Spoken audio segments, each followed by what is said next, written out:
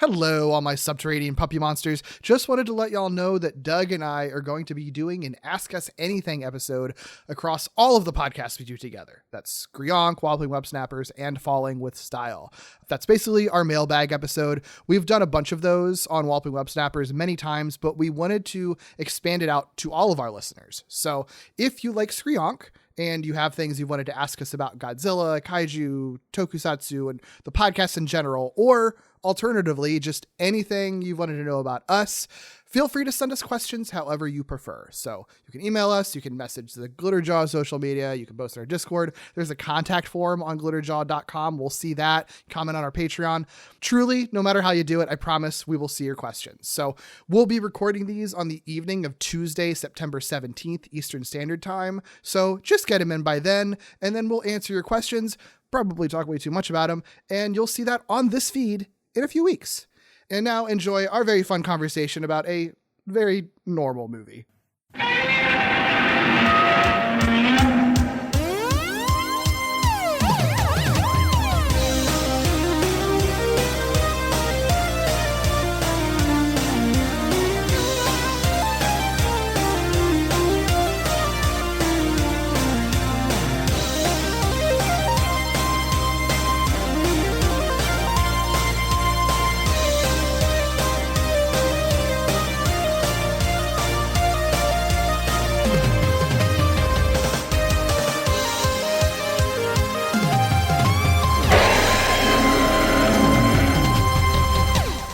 It's Screonk, a Godzilla movie marathon where we're stomping through Godzilla's filmography. I'm Derek, and I've seen all the Godzilla movies. And I'm Doug, and I've seen 13 Godzilla movies? You've seen 12 Godzilla movies. 12 Godzilla movies. And a Frankenstein That's versus right. Baragon If this were a Godzilla movie, it would have been 13. But the number hasn't gone up yet. Save that for a couple weeks. Yeah. So there you go. As I mentioned, today we are talking about Frankenstein versus Baragon, also known as Frankenstein Tai Shite Kaiju Baragon, translating to Frankenstein versus the subterranean monster Baragon in Japanese, and Frankenstein Conquers the World in America. I never thought about how difficult it would be to transliterate Frankenstein into Japanese syllables. Frankenstein. Yeah, Frankenstein. That's how you say it. Yeah. This movie was released in Japan on August 8th, 1965. People that we were very familiar with working on this one, directed by Ishirō Honda.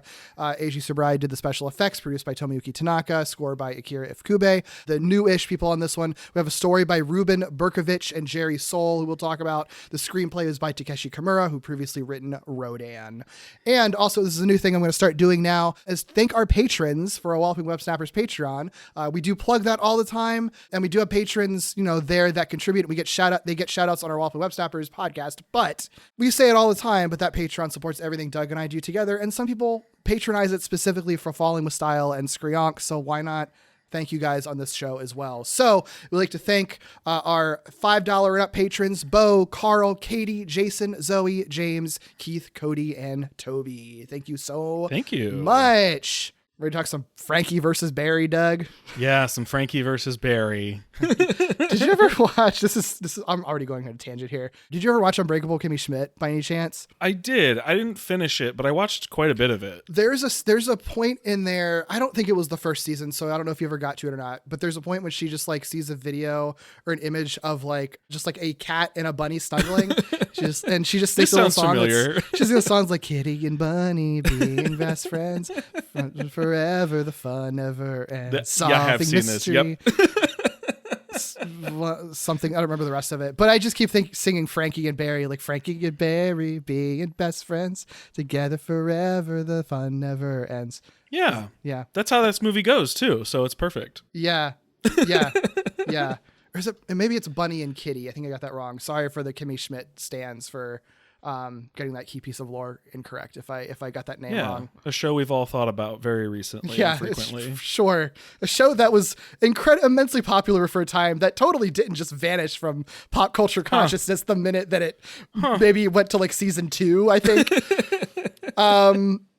Anyway, that's not going to be the first insane tangent I go on in this podcast. I have one in the notes that it's like, this is going to be unrelated. Not that this is going to be like a light one or anything. It's just a particularly weird one because we're talking about Frankenstein versus Baragon. First time I've seen it, first time you've seen it. What are your overall thoughts on this one, Doug? I think it's fine. I think I suspect this movie probably has some very fervent fans like who will go to bat for it and probably love it a lot, and I get why. I think it's fine. There are things I really like about it, and then there are things I'm just like, that's fine. Yeah, this is a movie. It's I think the thing that is the coolest part of this movie is how weird it is that it exists, really, that it is a Japanese Toho Godzilla adjacent movie that has a giant Frankenstein in it, like that's kind of the appeal of it. And I get that. And I will say, like, for the first like half of it or so, maybe first half, I'm not really sure. There's a section of it that I'm like all in on it at first for a while. And then it kind of takes a turn. And then it's like, this is the movie that to me feels one of the most of director has a vision, creators have a vision, studios want to do something different, clashing thing. Like we've obviously talked about that here, but you can feel it because like the half of this movie that's about Frankenstein as a tragic character, and the only real change from the original classic Frankenstein story or Frankenstein's monster is just that like it's kind of in the 60s and it has doctors and he starts growing big. Like that's still sort of telling you a particular story. And then it feels like the kaiju stuff is like, we're Toho executives, we're American executives, we want big monsters, make him fight big monster. And I feel like you feel that in that movie in a way that I don't know in other Toho movies that we've watched from this time period. You feel that kind of clash as much, Yeah, I think that makes a lot of sense now that you've sort of like laid it out. I think this movie, one of the reasons I think it's fine is there are like very distinct sections of this movie, and certain sections are really compelling, and then other sections are sort of like what you would expect, and then other sections I'm just sort of like, we could move on from this if we really wanted to, you know. So it kind of reminds me, we're never going to talk about this movie, I think, so I'll bring it up here, but I watched Dogora, whatever. And that's a weird one too, in a similar way, where it's got like very specific separate things going on, and they kind of fit together, but it does feel like you could have broken off and made very separate movies, This one kind of feels like that, where you could have broken off any piece of it and kind of built, grown in a Frankenstein-like way. You could have grown a whole new separate movie that might have been a little bit more distilled and a little bit more direct in its premise. Yeah. I'll also be up front too. Like if you're listening and you're someone who hasn't watched this movie and you're just curious because it's like the title is Frankenstein versus Baragon on a Godzilla podcast. What the fuck? How would you know? Yeah. How would you know? I mean, it's Frankenstein's monster, obviously, but they just call him Frankenstein in the movie, just like he's colloquially known as. So I feel like just for simplicity's sake, we're just going to call him Frankenstein because that's the name of the monster. We're all going to have to get over it. That's just his name here. Sorry. Here. So I know it's not really his name, but it is his name here. It is Frankenstein's monster, but it's also a pretty different monster. So yeah, this one's just Frankenstein. It's almost like this movie is sort of like, oh, this is like what the Dark Universe was trying to do. Like those movies, like those Universal movies. Oh, sure. Yeah. Because it's like this Frankenstein is just like Frankenstein. He's Frankenstein's monster, but it means he's going to be super strong and like have like a healing factor basically. And that's how he's going to be the tank on the team. Like he's your Wolverine. Yeah. Like that's kind of what this dude is, which is, it's just interesting that they were kind of coming up with that idea, long before like the sort of League of Extraordinary Gentlemen, Dark Universe kind of vibe with using the universal monsters in this way, Well, and we've mentioned Frankenstein before because it was supposed to, or initially intended for, the King Kong versus Godzilla slot, right? Yeah. And there were like bits and pieces that end up there that, interestingly enough, don't end up over here. So like, how did it end up happening if it couldn't happen before? Yeah. So Yeah, this all goes back to King Kong versus Godzilla. This is actually all tied into everything we've talked about. You know, we've talked about the Toho UPA Harry Saperstein collaboration in Invasion of Astro Monster. This is the if you want to hear all about that, we dive deep into that, and Nick Adams, how he gets involved and stuff in that movie. This comes like right before this one, so this is sort of the impetus for that collaboration. But you know, check out the Invasion of Astro Monster podcast if you want to hear more about that. But this is part of that collaboration. But yeah, I mean, the idea of Frankenstein being in a movie does date back to King Kong versus Godzilla.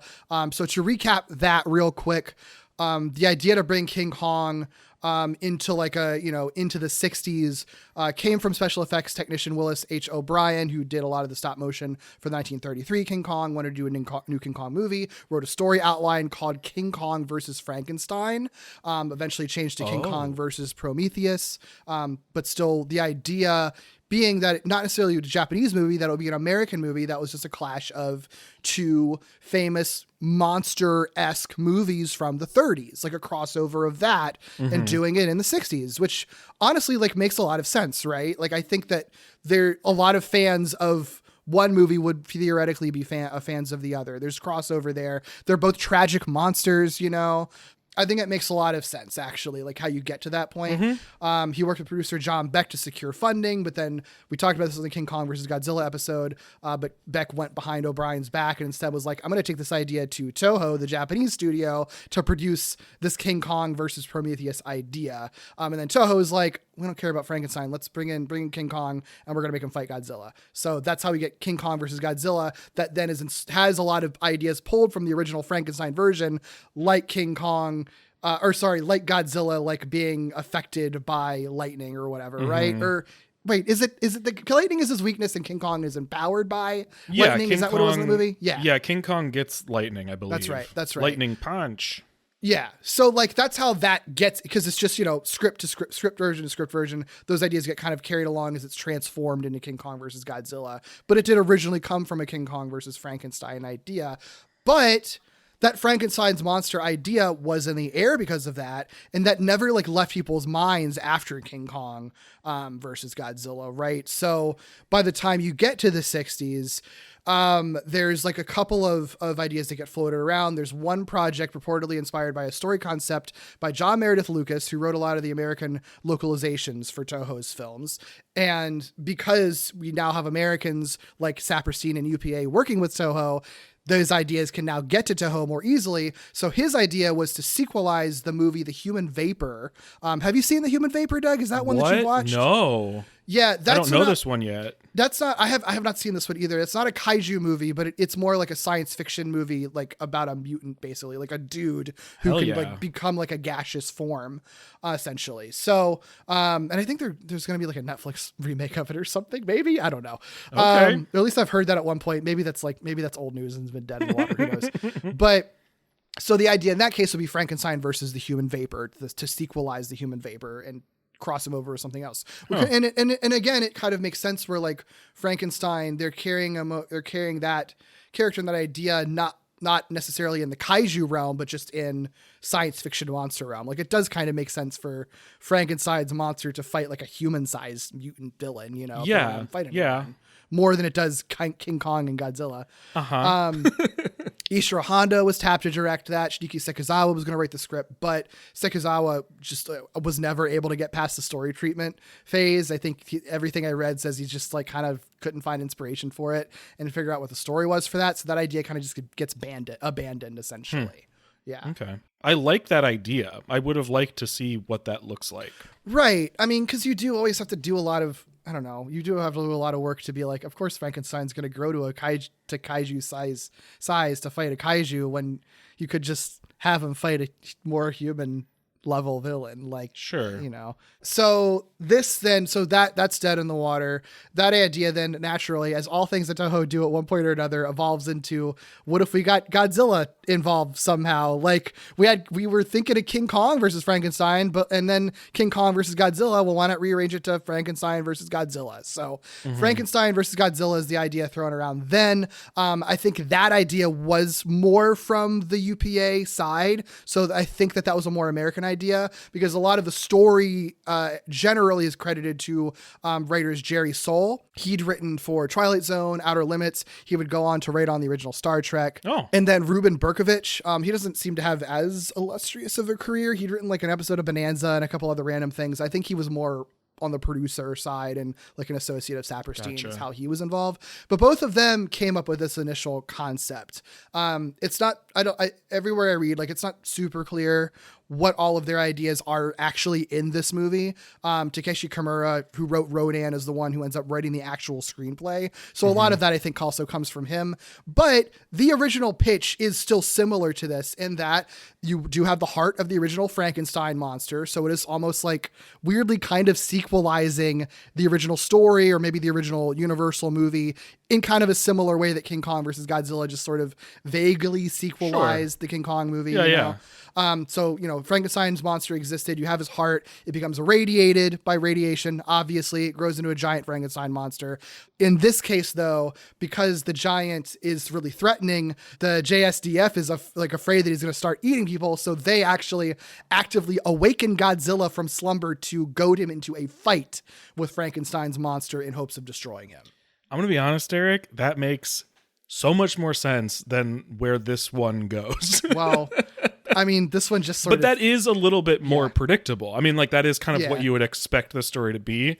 So it might have made more sense, but I don't know that I would have been, like, thrilled about it, because it's like, well, of course that's what they do, you know? Right. Can't utilize that play too much. Yeah, we've already seen Mothra versus Godzilla by this point. You know, we've already... I mean, even, like, King Kong versus Godzilla, it's not exactly the same, but, like, kind of. Godzilla's the good monster to Godzilla's bad monster in that movie, technically, you know?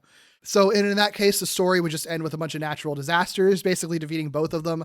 Godzilla disappears into a raging river flow. The giant Frankenstein monster disappears into magma caused by an erupting volcano. Ooh. So it's like nil. Both of them lose the fight, basically. Sure. I'm not like 100% clear on like at what point or why more precisely they decided to just do a hard pivot from Godzilla completely. My assumption is that it's just some combination of like, doesn't feel like Godzilla like fits or is worth being in this movie. And probably more likely they want to do Invasion of Astro Monster. They're also conceiving of that and probably feel like he fits more into that one anyway. Right. So Godzilla ends up being axed from this. But what's crazy to me is the script that swaps Godzilla for Baragon, like the actual draft of the script where Godzilla is gone, the movie's rewritten, and Baragon shows up in it, is in March 1965, which is 5 months before this movie comes out. That's ridiculous. Yeah. I mean, it's wild when you just look at the frequency with which these people are making these movies and appearing in these movies. Like, it becomes less and less surprising. Yeah. But it doesn't become less and less sort of like ridiculous and scary that they're making movies at that rate. You know what I mean? Yeah. Yeah. Actually, this is a nice little segue to an email that I got. This is the email that I referenced last time we recorded that we got. There was a Showa era related one. This is an email from Robert that he sent a while back. I think it was maybe during our Astro Monster episode. But I mean, I think it puts into perspective how they were able to make movies at this speed. I'm just going to read the whole thing because it's really, it's really it's really insightful. He says all these movies, especially in the Showa era, basically had two directors working at the same time, which we've talked about. You've got your main director, Honda, for example, and you have your special effects director, Tsuburaya, for example. All movies in the Showa era, even when Honda's not directing, are going to be like that. So he says a movie that would normally be shot in 8 weeks, in this case, could be shot in 4. It's literally like doubling, how the speed at which they're doing it, because they're doing two people are shooting the movie at once. Yeah. So he says that alone cuts down on production time. But here's the other thing that I don't know that we've really thought about very much. It's also important to remember that Toho was using the old Hollywood studio model. So actors were on contract. So as soon as they finished one project, they were often just assigned to a new one right away, which has a knockoff effect. So casting takes a lot less time too. They don't have to look to do auditions. Yeah. They just be like, hey, Hiroshi Koizumi, like, show up in this movie, man. And we've never talked about that, but if we just stopped even once to think about it, like it's obvious, right? Like it's obvious that these folks are basically studio folks, you know? Yeah, like we're seeing the same people over and over and over, not even just necessarily the folks in the background, but like some of the stars even, you know, like you said, Koizumi. So that makes a lot of sense. Right. You know, so like, you know, sometimes they wouldn't have a break. They'd finish a movie 1 week, find themselves on a new set just a week later, you know. So he also says Toho could pump out a movie in 3 to 4 months if they really wanted to, but realistically it was more like 6 months. Sure. Which is still considerably less than a lot of Hollywood movies at the time. He also just adds, as you've noted, the main directors didn't get as much say in what Tsuburaya shot for the special effects side, which should lead to some tensions, which you've talked about a little bit. And I think we will definitely talk about in the future. In this case, I don't think this movie had like special effects related tensions in that way, but there are some tensions in terms of American producers versus Japanese creators in this one, that in a way that we did not at all have in Astro Monster, which I think is really interesting. Yeah. So what we did end up getting, I titled this in my notes, what we got in Honda's Feelings Corner Part 2. So in prepping for this movie, Honda was like really into the Frankenstein idea. He already was a fan. I'm not surprised, because like the Frankenstein side of this is like very much a horror movie, or like is kicking off what should be very much a horror movie. And another movie that I watched recently was Matango, which is just straight up an Ishirō Honda like horror movie about mushroom people, you know? So like with that context, I'm like, yeah, of course that's the part of it that he's into. I mean, he's the kaiju guy, but like seeing him do a horror movie was kind of eye-opening. Yeah. So, you know, he watched the film adaptation again to like, you know, prep for the movie. He very intentionally was basing his interpretation on Boris Karloff's version of the Frankenstein's monster. In the movie, if you watch it, you know, there's pretty clear homages to that 31 Frankenstein movie in that beginning section, especially. There's even like kind of shadow stuff that's done that's specifically kind of riffing on like Nosferatu from the original 20s movie. Yeah.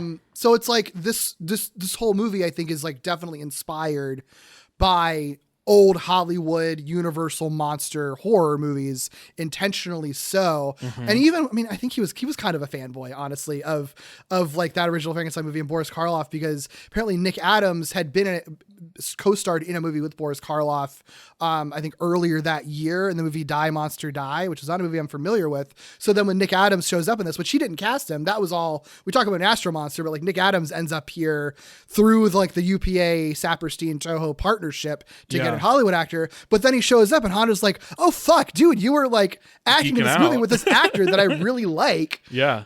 Hell yeah. So could you introduce us? right. Imagine if Boris Karloff was Frankenstein's monster in this movie. That would be dope. Fucking cool as hell. So of course Honda did like want to explore more of that tragedy and science go wrong theme, which you get a lot in like the first chunk of the movie is very much about that. But it wasn't his idea for the story to just completely shift in the middle of it. He wasn't really into this turning into a kaiju now. The quote that I have for him is he said, the story completely changes in the middle. Suddenly Baragon appears in an oil field and then it leads to a battle. How convenient can you get? Yeah. Once again, I feel like I very much understand and I'm not surprised by the way Ishirō Honda feels and is talking about the movie. Yeah. So, and I don't know, that's not a thing that I think should be blamed on the Americans. I'm sure they also played a role in that because they're like, we want you're Toho, you make giant monster movies. I think also just Toho and Tanaka and Tsuburaya were like, let us make our monsters, man. People like the monsters, put a monster in it. Why are we doing this not, you know? So, I mean, I don't think Honda would have ever had a choice, even if he pushed back on it at all, because that's just what they wanted to do. So, you know, so I think that's kind of how we get like a very big tone shift and everything in this movie. The way that the Americans did kind of cause problems. Doug, when you watched this movie, is there an octopus in the version that you watched? Oh, baby, there sure was. So I watched this on the Criterion streaming channel or whatever their service is called. So I watched that, and that one defaults to the octopus ending of what I have learned are 3 endings. Kinda. I mean, it's really just mostly to, really. So there's the thing with the octopus thing, and it's honestly ridiculous that like the Criterion Channel has the octopus ending on there, really. The Japanese American co-production, like, it's really easy to just assume that it was a whole big hullabaloo and like caused a lot of problems. And like, it really just kind of depends on the movie. Invasion of Astro Monster seems like everything went smoothly. Like, you know, when they were in production for this one, like, you know, UPA agreed that like the Japanese director would have the right of final decision. Right. So like theoretically Honda would always still have a final call. They'd listen and they'd find compromises, but Honda or whoever would be directing those co-production movies would still have the final call. But that doesn't mean that they didn't still contend with weird demands that they still felt pressured into doing, even if they didn't agree with it. For example, the Americans were just fucking astonished and blown away by that giant octopus scene in King Kong versus Godzilla. And they were like, you did it then. Why don't you just do it again? Why don't we just have that in this movie? Because stories usually make sense. Right. Stories usually make sense. So it was Saperstein who requested an alternate ending. The idea was that it wouldn't affect the Japanese version, so Japan could still have the ending that they you know that they had scripted, which is essentially Frankenstein, you know, kills Baragon, but right after he does it, in just sort of like a freak twist of fate, like a kind of almost like volcanic fissure underneath them opens and swallows them up, which Baragon is like a subterranean monster. So theoretically he's made the earth underground weak, and they just both fall into it. Right. The movie has all kinds of earthquakes and stuff like that. So like, you know, as convenient as it is that they would fall right there, like it would have, I wouldn't have questioned it. You know? I don't think either endings are good, but I think that one at least makes one's better. Significantly more sense. So that was the Japanese. One's a lot better. Yeah, that's the Japanese scripted ending. But and they're like, you can have that version, but for the overseas version, for the international version, for the American version, let's shoot this octopus ending so you can do a fucking octopus, man. But here's, and I think there is even, and it really is just sort of like, an octopus shows up out of nowhere. On and land. Everyone's just like, an octopus. It attacks Frankenstein, pulls him in the water, and they both die, ? And I think there was even one point, it sounds like, where they were like considering Americanizing the movie title as Frankenstein versus the giant devilfish. Stop. Like, movies are stupid. Why do we even do this? Like, it's so dumb. It's so stupid. I also, now that I know kind of like what each ending was intended for, it is really surprising that Criterion chose the one that they do, because the Criterion is, at least what I watched through the streaming version of Criterion, it's Japanese. Like, it's the Japanese. Right, it doesn't make sense. So, no, okay, this is the Japanese language. So I would have assumed I would have gotten the Japanese movie. Because this is when it gets weirder. Cool. So the thing is, they had already wrapped production and post-production on the movie when Saperstein came to them with this. So they had to very quickly build a new set, reassemble the cast and crew, shoot the scene with a newly created octopus that they throw together. It's this big prop with wire-controlled tentacles made out of foam, latex, and sawdust molded over a wireframe. I'm like bummed that I'm so annoyed by this, because the monster is cool. The octopus is cool. Considering they threw it together at the last minute. Yeah. Like, pretty wild that they did that. They were able to do that. Mm-hmm. Honda has always been very diplomatic about it. His final word on it is, putting the octopus in a lake in the mountains was very awkward. Understatement, baby. Understatement of the century. Yeah. Awkward. Chooses one word out of the many he's considering. Yeah. Awkward. Very nice way to put that. Mm-hmm. Depending on where you read, though, it's either the distributor, AIP, or Saperstein himself. Either way, someone on America's end is sort of like, oh, now that we've seen that you've shot this, we changed our minds, actually. We don't really like it. Saperstein said the octopus wasn't that good, so we cut it out. And then they decide to change the American title to Frankenstein Conquers the World. Wait. Here's where we're at. I need to lay this out for you. Uh-huh. So they cut out the octopus completely. They're like, the Americans you filmed all this. cut it out. We don't want it. The Americans cut it out. But here's the thing. So did Japan. As this was originally broadcast, as this was originally screened, There was no octopus in any ending anywhere in either version. But then, and Honda specifically said there was never an official plan to ever utilize the sequence in Japan. But an alternative print with that ending accidentally aired on television somehow, surprised a bunch of people. And then that was sort of like that's sort of almost become canonical. Then at a Japanese fan convention in 1982, that footage is resurfaced. It's released as bonus material on home video. And then for some reason, maybe listeners know better than I do about why this happened, but for some reason, it's integrated back into the Japanese cut when they cut together the version that streams on the Criterion channel, which means that now, likely, if you seek out this movie, you're either going to watch an American version with no octopus or watch the Japanese version with the octopus, despite the Americans being the ones who originally wanted the octopus and no one actually having the octopus in the original version of the movie as it was shown and intended to be. Why the fuck is the octopus there? Bonus material, deleted scene, cool, right. Word, love Totally. bonus shit. Why is it there on the Criterion channel right now? It doesn't make any sense. It doesn't make any sense, and it's annoying, and it's a bad part of the movie, but there is something about like the pure mess of how it even ended up in front of our eyeballs that does make me kind of like not into it in the narrative sense, but like into the situation. Like I do kind of love that it accidentally makes its way into the public consciousness, where it very easily could have just been like almost this like apocryphal tale, you know, like this mythical octopus scene that no one's ever actually witnessed, you know? Wild. I was shocked when the octopus appeared, and I'm shocked all over again. You should be. Yeah. It makes the movie worse. Like, it just truly does. It really actually does. It truly does, because it ends on such a weird note. Yeah. But that's what we got. And there are people who stick up for the octopus because they're like, well, Frankenstein goes down like a chump because he just falls into a crack. And I'm like, and he doesn't go like down like a chump when a random giant octopus It's just so like much drags him into worse. the water. It's so much worse that he goes down by an octopus that had nothing to do with anything. Yeah, it's so stupid. I don't know. People are weird. Yeah, that's a bad take. Sorry, anyone who's listening to this. That's a bad take. Octopus, bad, objectively. Sorry. Yeah. And if I'm saying that, you know I believe it because I love an octopus. Yeah. Yeah. Not a great history with the octopus so situation weird. here in these movies. I know. It's so strange. We'll always have Dogora, which isn't an octopus, but it's close. Like close. Same vibe. Similar vibe. Yeah, I mean, so that's how we get this beautiful mess of an interesting movie. Basically. Great. Wow.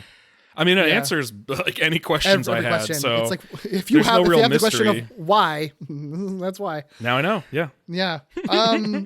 Let's talk about the monsters. Do you want to talk about Baragon or Frankenstein first? Let's talk about Frankenstein first. Okay. So Frankenstein, as a child, played by Sumio Nakao, has not done anything else. So Okay. don't know anything about that person. As an adult, Kuji Furuhara. So this is where I'm going to go on a tangent for a second. Okay. Because I was following down a rabbit hole. And it only tangentially has anything to do with the man. So he hasn't done a ton of stuff really. He won the role of Frankenstein through open auditions. He was like 32 at the time. You know, he's done a couple of things since then, but before then he was in this film from 1962 called Love at 20. Okay. Which I think I vaguely heard of before. It's an interesting movie. It's a French produced film, but what's interesting about it is that it's a film made of a series of like 5 vignettes made by 5 different directors from around the world who all present their different perspectives on what love is at the age of 20. I love really the idea of this. And it's like, I mean, it's not like a little underground thing. Like if you've ever heard of the very famous French New Wave director, arguably inventor of French New Wave, Francois Truffaut, who did, for example, 400 Blows, which is a movie that if you've ever taken a film class, you've been required to watch. Like he was the French director on that movie. And then all the other directors, I think there's an Italian director. I don't remember all of them that are on there, but like everybody is someone, the Japanese director. This is the one that I'm going on a tangent for. So Furuhara obviously was in the Japanese segment. The director of the Japanese segment was Shintaro Ishihara. Here's the thing about Shintaro Ishihara.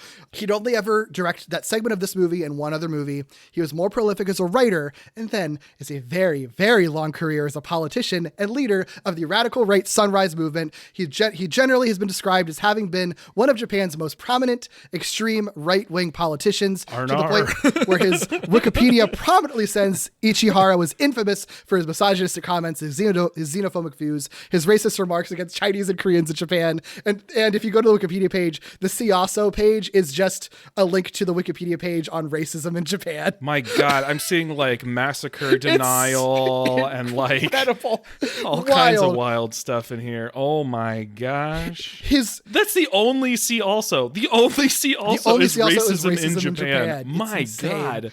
Imagine being the person whose See Also is racism in wherever you lived. I know. And so Furuhara, that segment that he is in of this guy, that segment that Ishihara directed has been described as weird, grotesque, and clumsy, a tale of like obsessive and morbid love. So a segment that doesn't seem to have been very well received within the context of this movie, you know, full of stuff by very famous directors. And in 1990, he told Playboy magazine, "If I had remained a movie director, I can assure you that I would have at least become a better one than Akira Kurosawa." Okay, boy. So one of the worst people to ever live on this planet, I think it sounds like. My God. Arguably. That's wild. That is wild. I didn't know this person, and now I don't like this person greatly. Yeah. Only like, you know, tangentially related to this movie, but by like 2 degrees, so not that far. No, not far at all.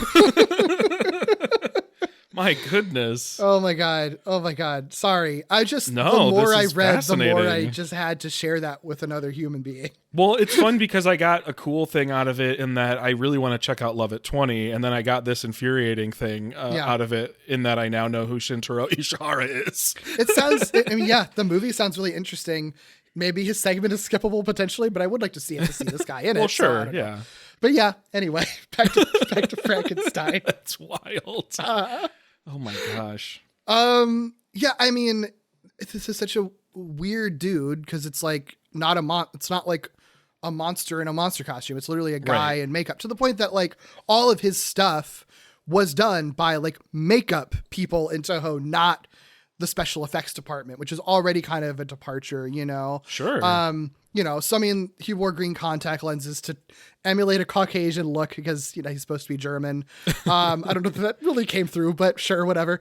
He wore a head prosthetic and brow that was intentionally trying to model off of the 31 Frankenstein, obviously. He has missing front teeth.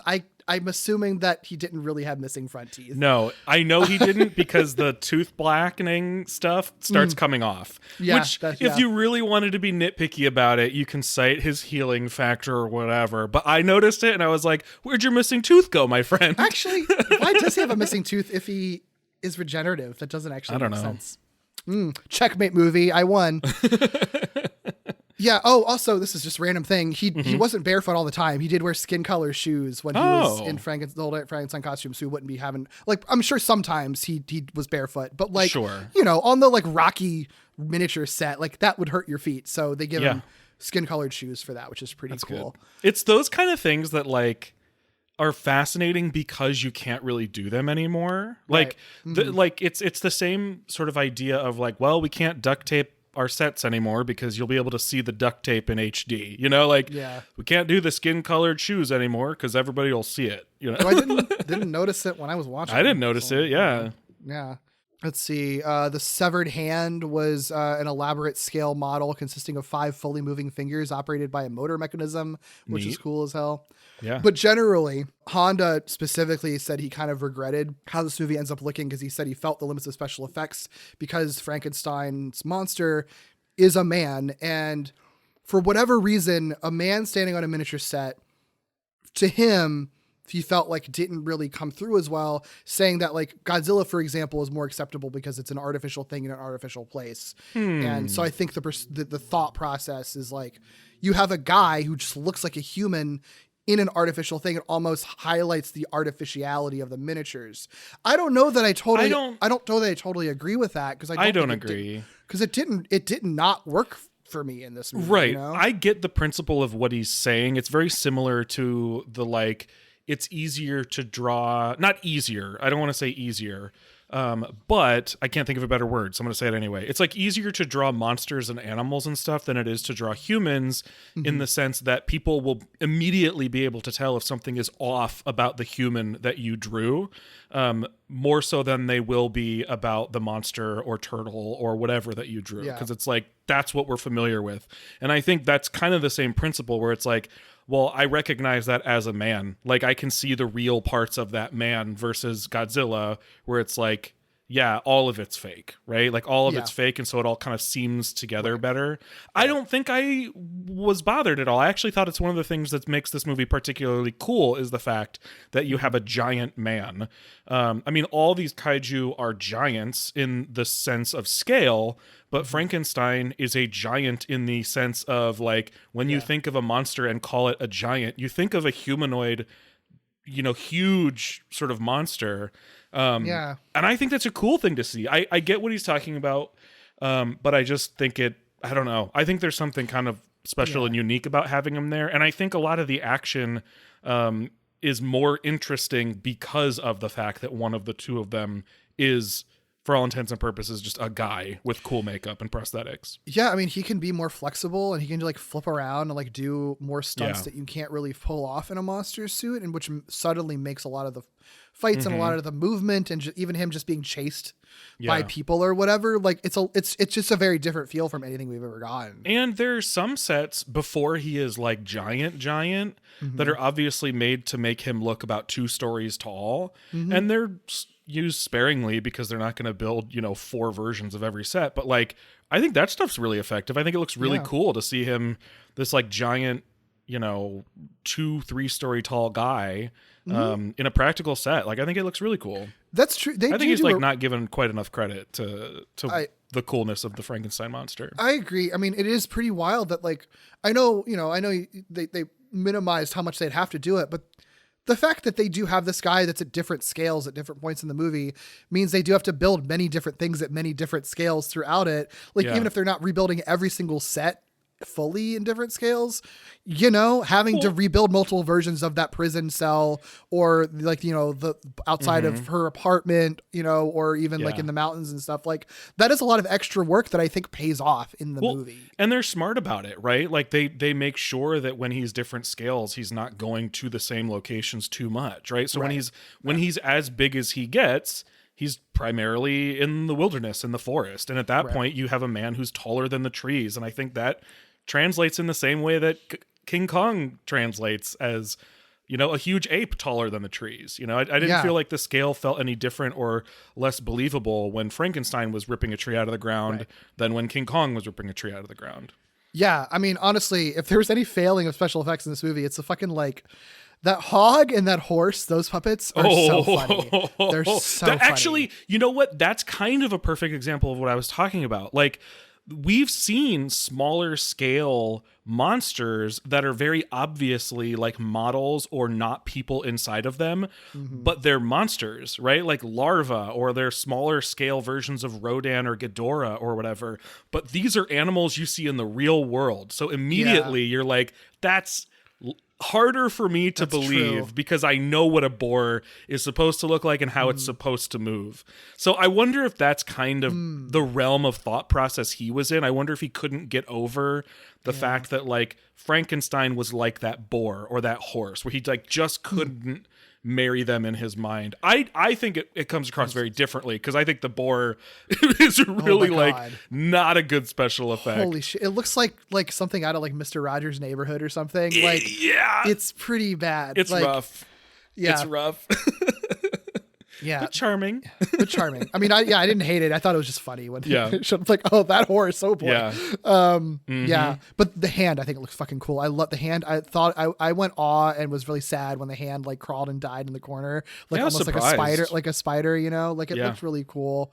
It had a lot of weird personality, but but yeah, sorry. I mean, I went through all of this stuff. What are your thoughts on how he looks and everything? I have a lot of appreciation and admiration and respect for how they would have to put him together. It's like not a design for me necessarily. Like, I think there are Frankenstein's monsters that look cool, but most of them for me don't do much. But he's cool. I think they pull it off. You know what I mean? I get why he's just sort of in like caveman clothes. It actually would make less sense for him not to be, but that's something where I'm just sort of like, he's Frankenstein, but he's also like kind of just a caveman. So I don't know. It's fine. I think they're able to do cool things with him because they don't put him in a suit. But I think because they don't put him in a suit, I'm also just like less interested than I am with, other monsters in this franchise. Yeah, no, I kind of agree. I think it's cool. You know what? I think I'm on the exact same wavelength. Actually, it's cool. Appreciate what you did. Yeah. But yeah, not what I look for in monster movies, unfortunately. And I think there's probably, I know this isn't the last time we see something to this effect, because I think there's a sequel to this movie, or a loose sequel to this movie. There's a sequel, correct. And so I imagine there are lots of things you could do, especially if, what I don't know is if they keep using whatever this monster is considered within the universe, but like, if they kept using it, I could see it being the type of thing that sort of evolves over time that I could get a little bit more on board with, especially if it ends up leaning more heavily into the horror monster side of things than the like kaiju monster side of things, or like the horror side of a Frankenstein's monster more so than like the caveman side of the Frankenstein's monster. But I don't know. I don't know where it goes from here. Yeah, for sure. The only other thing that I thought that I had is I think it's sort of interesting that like he's Frankenstein's monster, but like he's also played like a caveman essentially, which isn't really how Boris Karloff played his version of the monster. Like they very much play more on the animalistic side. Which I wonder, it's sort of like, I know that this movie went for varying iterations and stuff, but it still feels so deeply connected on the original King Kong of it all originally. Yeah, I'm conflicted about it because I think the way that Frankenstein acts in this makes a lot of sense for the story and context and origin of this monster, like in this setting. Even if this is supposed to be sort of like a sequel of events to the Frankenstein movie that Ishirō Honda loves so much, like this chapter of Frankenstein monster's journey makes sense. Like it would, like I said, kind of like with how he dresses, it would almost be weirder if he were wearing sort of more normal human clothes, because he's just sort of not amongst people. Like he's basically like an infant sort of growing out of nothing. So it makes sense to be this sort of like primitive feral version of Frankenstein's monster. It just isn't a Frankenstein's monster that I necessarily would have sought out or written for myself, Yeah, I agree. And I do think if you didn't know that this was Frankenstein's monster, all you have to really do is like cover up the top half of his head, and people would have like no clue that that's what this was supposed to be. It really, it really is the brow and like I guess the shape of the head, color. like that sort of like flat top, sort of squarish head. Yeah, but otherwise he's very dirty. He has a lot of extra body hair that I didn't really notice until the very end of the movie. Yeah, which is an interesting choice. And, yeah, but I do appreciate the work they have to do to have him in like different outfits throughout the movie as he grows bigger, to eventually just be wearing animal pelts again, like a caveman. It's sort of interesting. Yeah. I think it all makes sense. It's just weird in the context of Frankenstein's monster. It is. Yeah, for sure. All right, let's talk about Barry. Yeah. Good old Baragon. He's played by Hiroo Nakajima. So Godzilla's suit actor inside of Baragon here. Baragon's so funny to me. He was designed by Akira Watanabe, lighter than most kaiju suits at the time. Only a few people had to like suspend it in the air. There's certain points when he just stuffed with stuff so Nakajima could just like swing him around, which is really funny. But what's cool about that though is that is weird as it is to say, the idea of like a giant man swinging around a giant monster that they just stuff full of stuff there's no one in the suit. Like that's kind of invented in this movie to be used in Ultraman afterwards. So like that's a signature staple move in Ultraman stuff all the time. Ultraman fucking flinging these monsters that have people in them originally, but then they make a stuffed version for him to throw. That's all over Ultraman, and that kind of starts here essentially. So amazing. Frankenstein's the proto Ultraman. Well, I'm thankful for it because some of the funniest shit in film and God. television is like an obviously stuffed person or monster being flung about. So yeah, I'm here for it. Just random things, you know, his horn, obviously it has electric light inside. I think you can tell.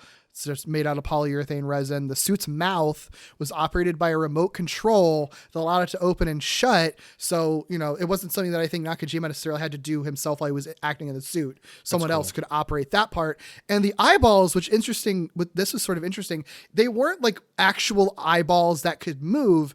They were basically covered by a polyvinyl plate, and that plate could move left and right. So it makes it look like the eyes are moving back and forth. That's cool. I thought that was really cool. Yeah, I like that. Yeah. And that suit, speaking of like Ultraman, that suit, you'll see it a lot in like Ultra Q and Ultraman stuff. They'll sometimes modify it, swap out the head, but like this suit gets used for multiple monsters because it's like a bipedal when it's pretty, you know, the actual body of it is a pretty generic like monster for you know, bipedal monster thing. Or bipedal or quadrupedal? No, quadrupedal. It can stand on its back feet, but it's mostly crawling around like King I was like, does. bi is 2. Yeah. Quad is 4. Yes, quadrupedal. And the only other random trivia fact, his roars consist of Varan's roars, which I think we're going to watch a Varan movie at some point. Don't quote me on that. I need to figure out the schedule, but I think we'll watch that one at some point down the line. Cool. But they mix that roar with tiger growls and then various Rodan screeches mixed in as well. So, there you go. Yeah, Rodan's all over the place in sound design. Yeah, yes. We didn't talk about Frankenstein's cry, which is a weird thing to even say, but it is unsettling, which is good, but I don't like it. Yeah, it's effective, but it's upsetting. Yeah. I like Baragon a lot. I think I remembered at the very last second that he's probably, I think I described him as like a lizard dog. Which I don't think is like too off. I also realized the monster I was trying to remember was Gigan or Gigan or whatever, which does look like Haxorus the Pokemon. This is not Haxorus the Pokemon. This is just fucking Rhydon or Nidoking or like this is the monster. More so even than like Godzilla or several other kaiju that become Pokemon. This is the monster I feel like he must have been thinking of, because the earliest drawings of Pokemon are basically just iterations on Baragon. What's so weird to me about Baragon, and I love Baragon. I think he is a adorable, sweet, beautiful little boy. Love it. But I also think that's kind of also the problem with him a little bit, because he's got these big anime eyes that makes it perfect for like riffing off and being inspired by for Pokemon. Yep. But if you're trying to create the antagonist of the movie, he's just a cutie pie. I want him to be the little hero. He's an adorable little puppy that will be my best friend. He's not a threat at all. Yeah, I fully agree with you, and I do think that's actually part of the problem I have with this movie. Yeah. And part of the problem with the movie being these sort of like disjointed sections, because unlike Rodan, who shares a writer with this movie, Rodan shows up way late in the movie and is like a terrifying force that you're like, oh shit, we got to stop this thing from destroying everything because it's scary. This one similarly shows up late in the movie, but is destroying things and feels more like it's doing it on accident because it's just like a little baby, you know, like crawling around and being like, where am I? You know? Yeah. So like, and when it's his, strange like, to have... when his little ears like rise up, it's like the cutest thing in the world. And I'm like, you're asking me to root against this guy? What are you talking about? Right. And then like, I don't know. I think the challenge in using Baragon as the sort of antagonistic force or villain even is that like Frankenstein's monster, it would feel like almost like a betrayal to make Frankenstein's monster the sort of like antagonist or villain based on the original like modern Prometheus story and how that goes. But I don't know. It's just weird because neither one of these characters are ones that I particularly want to root against, but you know which one you're supposed to be rooting against, and it's the cute little baby. Right. But here's the thing that's weird though, is that I wonder if maybe that is just part of the weirdness of this production, because one of the other things I was reading too, like it didn't occur to me as being that important when I was just reading through these books, and I think it's even just like right on the Wikipedia page, that like a March 1965 draft replaced Godzilla with the new Kaiju Baragon, and the final draft from May 10th, 1965 had Frankenstein acting less of a monster, with the human characters fostering compassion for them. That's from Ishirō Honda's biography. So that implies that Frankenstein for a time was not treated compassionately and was behaving more like a monster, which does line up with the original version where he's so bad that they have to release Godzilla to fight him. So the thing that I don't... But that's a weird thing to do with Frankenstein's monster. And and I guess it's possible that maybe by extent, then when they're designing Baragon at first, they're sort of like, well, Frankenstein is ultimately going to be more monstrous compared to Baragon, therefore he can be cuter. And then they rewrite Frankenstein to be a little nicer. That makes sense. But then you end up with a compassion, like a sympathetic Frankenstein character and a cute little Baragon character that's supposed to be more evil than he is. Yeah. But and I wouldn't be surprised if that May draft was specifically Honda being like, what the fuck, guys? Watch the Frankenstein movie or read the book. Yeah. Have you this ever doesn't make seen sense. Frankenstein? Right. So, Yeah. I mean, I'm ultimately glad they land on portraying their monster Frankenstein as like a sympathetic character, because I don't know if I would have felt worse. Like, I don't know. I don't know. It's a harder thing to imagine, I think. But all that to say, Baragon cute. Yeah, Baragon's cute. He's kind of very Anguirus coded in a way. Yeah. He's like cute, nice little like monster who's like probably is never really gonna like headline his own movie. Like I know technically he did with this one, but he's not the star of the show. Which means I love him. Yeah. He's like the little underdog that's just a cute little puppy, basically. Yeah. Yeah. I dig him. Yeah. Characters are pretty easy to talk about in this one because Very. They're not many of them are portrayed by actors we're all familiar with. I mean, we kind of really just have like one main trifecta and then just a bunch of like supporting people, which I feel like probably because Frankenstein is more of a character than a lot of other kaiju are, because he is human or humanoid at the very least and is human sized for a big chunk of it, then they don't have to introduce as many like other subplots and human characters, because he kind of makes a lot fills of sense. fills that role as like actually the fourth human lead as much as he is the monster. But I mean, if you've seen Invasion of Astro Monster, you've seen most of our cast, because the main, we have this main couple, Nick Adams as Dr. James Bowen, and it's the same deal where he's dubbed over in Japanese by Goro Naya. If you want to learn more about both of them, we talk extensively about them in Invasion of Astro Monster.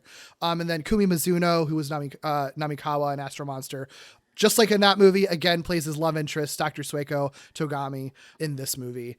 So we're familiar with both of them. And then we have this like little like third who's like just showing up, like this beautiful loving couple. And then this other guy who's sort of like, hey, I'm here too. And that's Tadeo Takashima, who plays Dr. Kawaji. And he was Sakurai in King Kong versus Godzilla, as well as other things. So all very recognizable people. Yeah.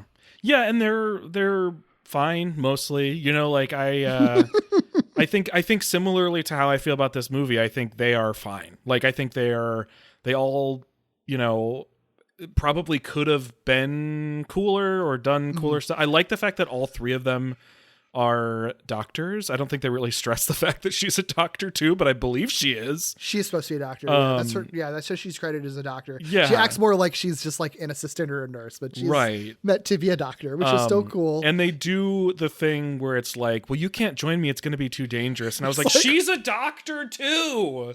She's a doctor too, and she probably knows more about him than you. but he loves her, Doug, and he wants to keep her out of danger. Yeah, I know it's stupid. It's annoying. But I do like the fact that, even though they don't fully capitalize on this, it's hard to not utilize it. I like the fact that all three of them are doctors. It does feel a little bit different than your sort of traditional trio, even though for all intents and purposes, it is still kind of a standard trio of two guys and a girl, Yeah. I like Nick Adams, I think, better in his Astro Monster role. I don't know that he's as well cast as a doctor. No. He's fine, but he just doesn't read like that. Dude, All American Astronaut is like perfect for this guy. Yeah. He does not, he does a perfectly fine job. He's not bad movie or anything, but I don't know. I think he's a little bit miscast as being the smart lead doctor. I think Dr. Togami should have been the lead. I agree. And he should have been just her hot himbo boyfriend. Honestly, dude, I would have loved that. Honestly, I feel like all three of them, that more so than a lot of the trios we've gotten, this trio is a triad. Like, they are just giving that energy throughout the movie. Like, for the last, like, I don't know, like 10, 15 minutes of this movie, I know he's injured, whatever, but they're standing still, and Kawaji has his arm around Dr. Bowen. That's true. The whole time. Like, they are, you know, so they give some fun, you know, triad energy here. But ultimately, like, they're fine. They're fine. Yeah, they're fine. I like her the most. Sure. She's also so hot, so beautiful. Yeah. I mean, she is. I mean, all of them are. Sure. All of them are. Honestly, I don't mean to.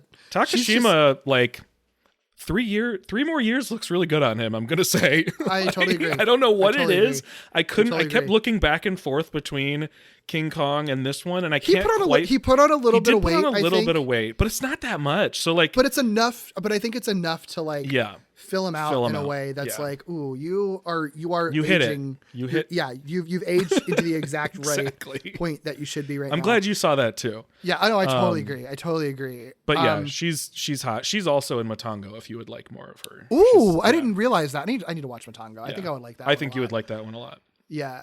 The other thing I was reading, I don't know exactly like the history and timeline of all this stuff, so I don't know exactly how accurate it is, but it seems like this movie is kind of one of the first times that a Japanese movie did portray a romance between like a foreigner and a Japanese woman. So like an American man and a Japanese woman, and they're explicitly romantic with each other in this movie. And because Astro Monster was after this, and even in Astro Monster, she's an alien, but she's still a Japanese actress. Right. But like this came before Astro Monster. Right.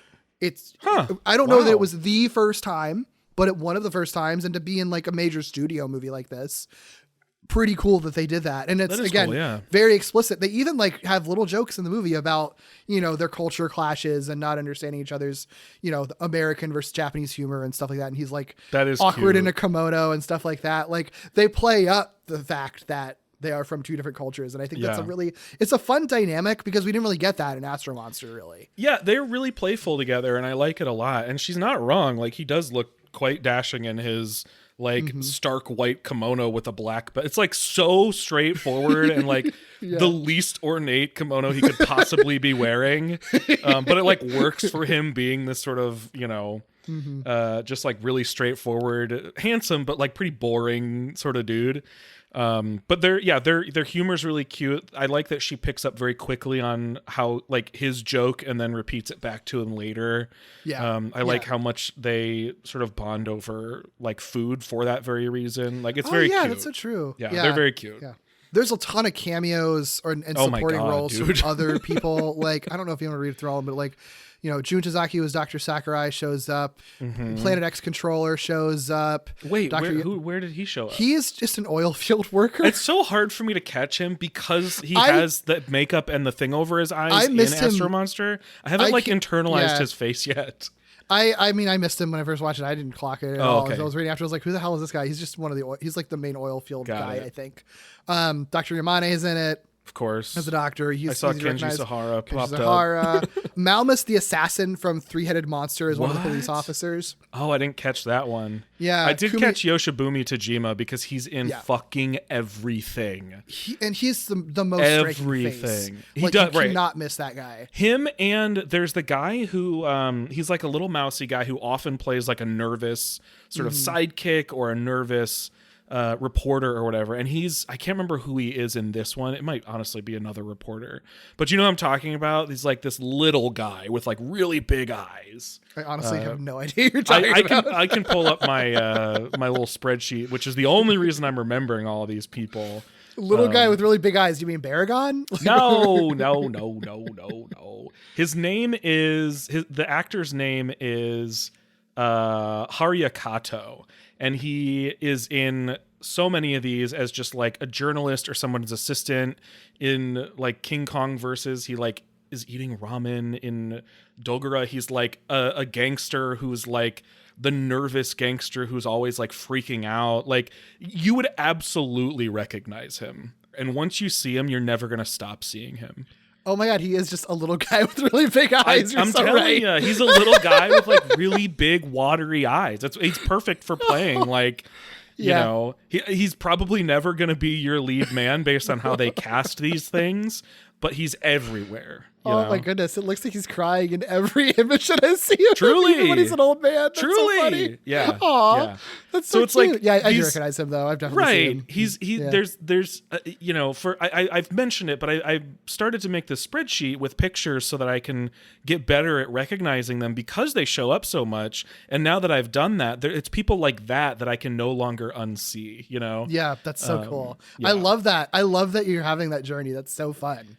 I feel like I'm going. It really started with Kenji Sahara because Kenji Sahara kept showing up, and I'm like, I can't remember like where Kenji Sahara is in things, even though he's been like a leading guy. And I was like, I need to start just like putting them together so I can see their face as different characters, because I'm watching so many movies with these cast members at such a sort of like frequent rate that I'm just forgetting. Yeah.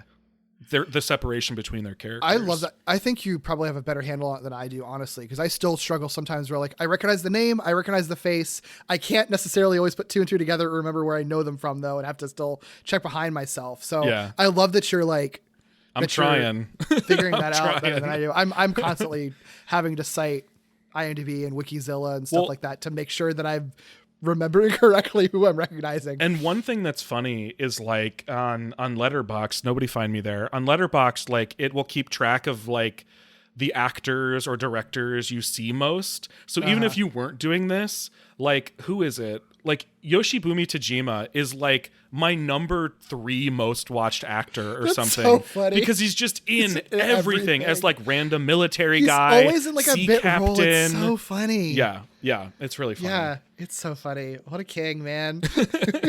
Cameo king. Get paid, exactly. I love it. Yeah. I don't know. Do you have anything to say about the characters? Like, I'm like, honestly, not really. I mean, not really. I don't think that these characters, and I don't know if this is doing a disservice. I mean, I assume that folks who listen to us probably listen to more than one episode. So sorry if someone's only listening for Frankenstein versus Baragon, but I don't think this trio does anything distinctly different or unique from several other casts or trios that we've talked about. So I don't know that we need to rehash a lot of how they act. I do think the one thing that I do find interesting about this movie, I don't always love it because I think it maybe waffles a little too much, but I do like that, like, they don't fully just segment like this person is like the mean doctor, this person is the doctor that's very compassionate or something. Like they all kind of go back and forth, ping pong around that, you know, between that, depending on the situation and have their minds change. Like is it very easy that the one woman doctor in the cast is the one that like forms a very motherly relationship with the Frankenstein and can calm him down? Sure. We've seen that like every monster movie ever, whatever. It's a very King Kong thing too. Yeah. It's fine. But it gives her a very particular role in that. And we often see her not sure if she should be there to be compassionate or if it would be better to like have him killed or something, you know? And I actually am glad you brought that up because I do think it is probably the one like specifically unique thing about this trio that doesn't exist and can't exist in the other movies because they're all doctors. Mm-hmm. Like the fact that they're all doctors and the fact that, like you said, they all have sort of the same conflict about Frankenstein as each other, it does make the moment where Dr. Kawaji like admits that he does think like with the public that Frankenstein should be killed. It makes that moment like much more like hurtful. Like it's really kind of wild because he's not presented as this like, you know, nasty doctor or like the guy who just hates monsters or like, you know, like he's not this caricature of a villain. He's not really a villain at all. He like hesitates to even really say it because he knows that it's like a difficult thing for him to sort of grasp, that he agrees that Frankenstein is a danger. I don't know that impact would have been as good if he had been a bad guy the whole time. And he's still not a bad guy, you know? Right. And they often, when those types of things come up, Like that moment's pretty extreme, but even then it's sort of like they can't 100% disagree with him either. Right. Because frequently, I think a thing that I think that is really good about this movie, we're kind of getting into plot stuff anyway, but I think a thing that's really good about this movie that's like brought up very early when you first meet the doctors is this sort of theme of like death and life and like what all of that means and at what point is it even like worth living if your life is like this? Like they have these radiation patients and they have this girl whose parents died in the bombing of either Hiroshima or Nagasaki. And has had radiation poisoning and is basically just like been in a hospital all her life, is going to die soon. And it's just sort of like, what is it like? They talk about it like, what is it like to just live each day, like wondering if this is going to be the day you die? Like, what is life worth if you've spent your whole life alone and just constantly like in this weird space between life and death? And you have Frankenstein, who was also in this weird space between life and death. They don't hammer it as much as like the classic story, but like he is technically assembled from like old body parts and shit. This version is like regenerated, but I think they at least say the heart was built from like many different pieces of hearts into one heart, right? Right. So, they just explore it differently in the sense that the heart cannot die, so he can be alive or dead kind of at any given moment, and he never really is one or the other, even like entirely, right? It's not the sort of like classic Frankenstein's monster and that he is a living creature made of formerly dead parts. It's more separate than that, but the idea is still explored. Right. And so I think that that's a really interesting idea of like sort of like being in the space between life and death that like, you know, like those types of terminal patients, for example, occupy that Frankenstein in a weird way, despite technically being immortal and have a regenerative factor, also occupies a weird space between life and death. And the weird tragedy of that, and also the fact that he has always been alone, he probably always will be alone because of the nature of what he is, being this monster that is now irradiated and will just keep growing forever, I guess. Like what if he didn't die when he did the end of this movie, would he just like grow beyond the universe or whatever? Because he's got a freaking regenerative factor, you know? Like it's not, who fucking knows, right? And like, and even after he technically dies at the end of the movie, ostensibly, it's still sort of like Frankenstein's never going to die. He's probably going to regenerate. Like they say as much at the end. I think that idea is really interesting because there's such an inherent tragedy in that of like, what is life if you're like never really alive in that way? Like what the fuck is he, you know? Like I think that stuff is really explored really interestingly, and I think that sort of dovetails back into the scientists or the doctors being like, maybe it would be a mercy if we just like tried to figure out a way to kill this guy permanently and just save enough of him to save other humans, you know? Yeah, and that is the stuff that like initially when the movie starts and that first section of the movie, which I think is maybe I'm just misremembering, but it felt like kind of the shortest section of the movie, like was the most interesting to me. And what I wish the movie had gone all in on, you know, like I wish if they didn't have to do monster versus monster, which I would be bummed about because Baragon rules and this is where Baragon comes from. But like, if this could just be the sort of horror movie that it is, a sort of existential horror movie, like I think I would be extremely high on that because of the sort of dynamic they set up that you're pointing out with these doctors and the specific perspective they can have and the way that they can specifically understand Frankenstein's situation. And sort of, I think, consider differently than the average person how they can or cannot help Frankenstein. You know, like if you're a doctor, I feel like the way you look at it is probably very different because you feel like you're in the space where something could be done, even if you know something can't be done, you know?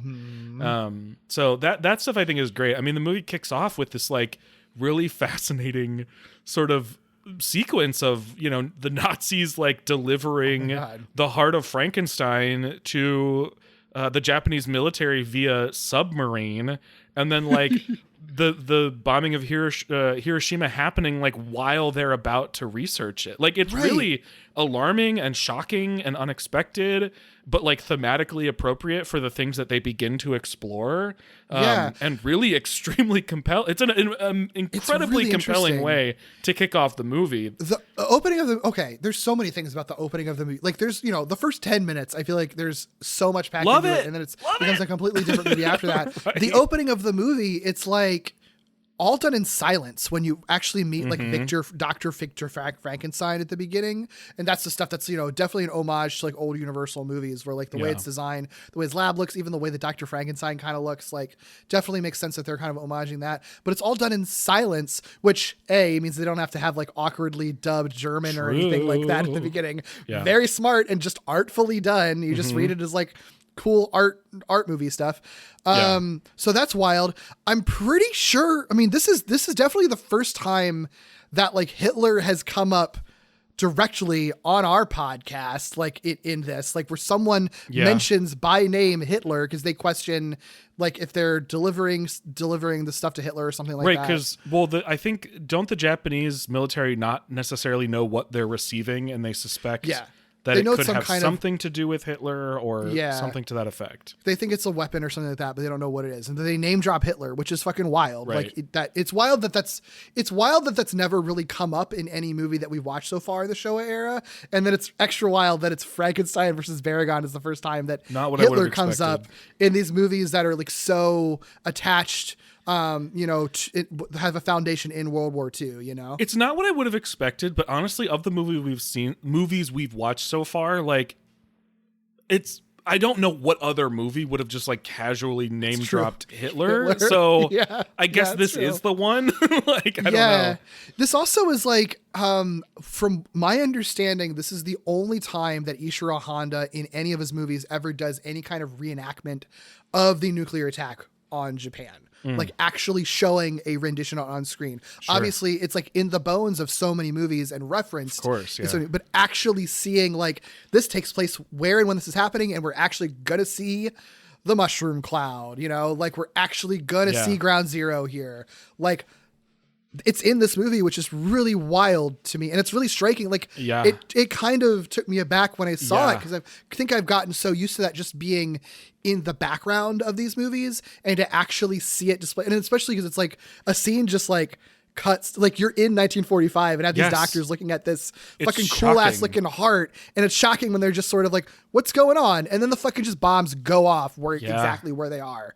It's wild. Think is, cool is a strange word, but like given his perspective and given the things he explores, I think it makes sense to say it's a cool thing for him to do, to make it as abrupt as it is, to make it as, you know, sort of interruptive into normal everyday things as it is. I mean, that makes tons of sense. And I'm glad. I mean, I don't think he would have done it if he didn't want to, but I'm glad that he did it the way that he did it. And I hope it's the way that he wanted to. Right. I mean, I have a feeling that like a lot of the stuff in like the first half or less of the movie is all what Honda wanted to do.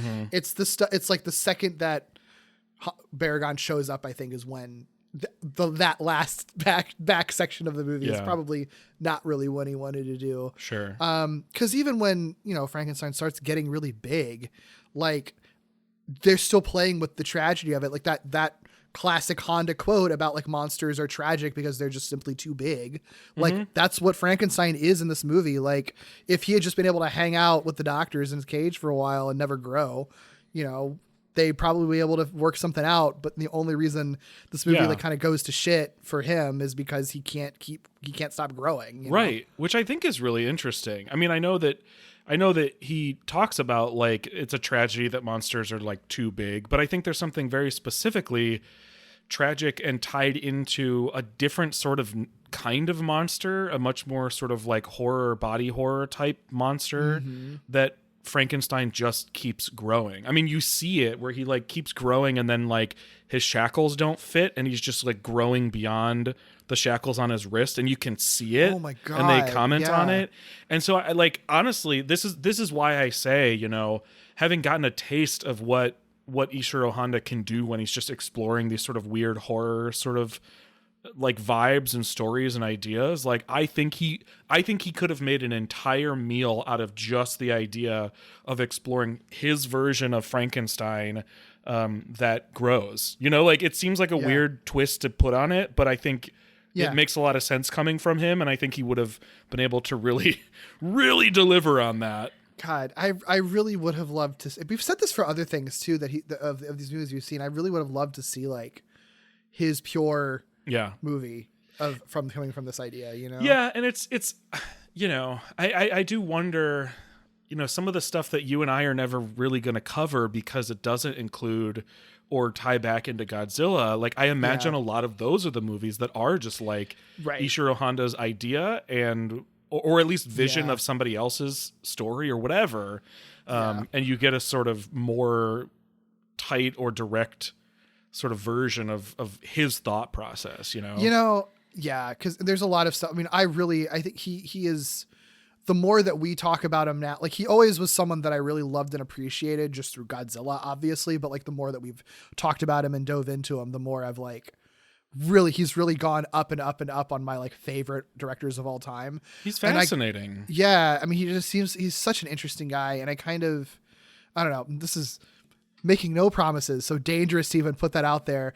Maybe at some point we just do like a Patreon episode or something where we just generally talk about all the movies that we've seen that he's done that are never going to really be justifiably covered on screen. I mean, no promises, but I'd be surprised if, just based on the nature of this, I mean, like, I've started watching other movies of his once I learn we're not going to cover them, so I think at some point we'll probably have that conversation. But it is interesting, and it is sort of this idea or this version of like one for them, one for me. It's not as straightforward as that in the way that we talk about it now, where somebody does a big massive blockbuster Marvel movie so that they can then make their weird little indie movies. It's not quite that, because the rate at which he's making these movies never really truly allows for that exactly. But you start still always working within Toho studio system too. Right. So it can't quite be the same thing, but there is sort of this almost like proto version of that when you look at like a year that has Ghidorah the Three-Headed Monster, Matango, and then like whatever, like Rodan, or I know, don't correct me, I know that's not right, but like that sort of idea where it's like, here's a monster movie, here's a weird horror flick, here's a monster movie, here's a weird horror flick, Yeah, sure. No, that totally makes sense. This one just ended up on the monster side, like the big kaiju monster side of things. Right. It's interesting how like this was such a long time ago now, and yet it feels like the same narrative for so many Hollywood things. Sure. Now, Yeah, for like very different reasons, I imagine. Right. So interesting. Yeah. It does. I mean, you started referencing the shift, right, into that sort of next section where not even quite necessarily when Baragon shows up, but that's like the exact pivot, like when Baragon shows up. Yeah. I do think because Baragon does show up, I think there is a stretch between the beginning of the movie and when Baragon shows up that isn't allowed to really go where it should go, and thus ends up being a little bit longer and drawn out, where I'm like, damn, you're not really allowed to go where you want to go, but we're like not ready for Baragon, I guess. That's the middle section of this movie does kind of, I guess the middle section, it's hard. I don't know that I'm segmenting these right timing wise, but like a section of the movie, I guess Act 2 maybe, does drag, I think, when you get to a certain point. I feel like it's really compelling. And I feel like you get to a point where like Frankenstein escapes. Yeah. And I feel like after he escapes, it's sort of like, where's this going to go? And then it just kind of grinds to a halt at that point. Because they've taken Frankenstein away from people, which I don't think makes a ton of sense. But they also haven't done enough with Baragon yet, because they still have to keep Baragon in their holster because they want to deploy the classic Baragon's causing destruction, but then they blame it on Frankenstein thing, which means that Baragon can't make a grand appearance. I think that's great. I think if you're going to introduce another kaiju, that is a smart use of them. Right. But I do think you need to restructure things in a way so that you don't have this long stretch where Frankenstein is in hiding and Baragon is also kind of in hiding, and everyone's just like, what are we going to do? And we're just in a helicopter looking at an empty trench for a long time. Like, and I'm sure part of that is constrained by the fact that Baragon needs to be of the same scale as all their other monsters. Because if you kept Frankenstein amidst people and he hasn't grown to sort of like Godzilla kaiju size, then you can do some of that stuff where Frankenstein's still around and he's still around people, but stuff keeps happening. And the mystery is sort of like, everyone thinks it's Frankenstein, but we, the doctors, kind of know that it's not and can't prove it. And now we're in this sort of like tough situation where we're defending this monster that everybody views as, or this, this person, they say as much, right? But like, this person that everybody views as a monster, and we don't know what to do about it. Like that's compelling. That's like interesting. That's what a lot of the first original Frankenstein story is built upon, is that sort of question. But Baragon has to be big, like, and they don't. It's weird because I can see the version of the movie that really hinges on the idea that Baragon is the one causing destruction, but everybody thinks it's Frankenstein. It would be. And they just introduce it. I don't think it would be that hard if Baragon didn't have to be huge, especially because Baragon's a subterranean monster. Like, you don't even have to see Baragon. Like, people don't have to see Baragon. We can see Baragon, but people don't have to see Baragon for Baragon to be present and destroying things and build that tension. But for whatever reason, they keep Baragon in their pocket for so long that you don't get the sort of like remember in Rodan when stuff's happening, but Rodan just happens to be too fast for people to like witness in time to put the dots together. So like mysterious stuff keeps happening across Japan and I think the world in that movie. And they're sort of like, well, we think it's related, but it can't be related because nothing could happen that fast. There would have to be too many of them or whatever. Like, I think you could do something similar, but like obviously not the same, to at least really capitalize on that without just throwing Frankenstein out of society. Yeah. Well, and I think, and to be honest, they're not as big as other kaiju. They're only like, they keep them a relative, I think smartly, they're not towering over buildings or whatever. Like Baragon is still eating horses and hogs. Yeah. They're not like ants to him or whatever. Right. I was looking up, and Frankenstein's like a head taller than trees. Yeah.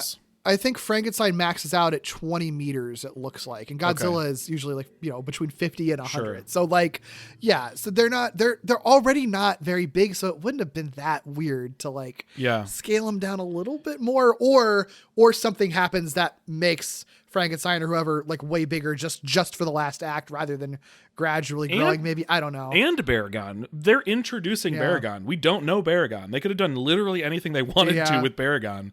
So like, I do think they were probably, one, they're constrained by the fact that this script got to them as is within months, but like, this is a classic case of like, if they could just sit on it for longer, then you would have these two stories actually intertwined. Right. Instead of being like, here's this story, and then here's the in between the two stories, and then here's the other story.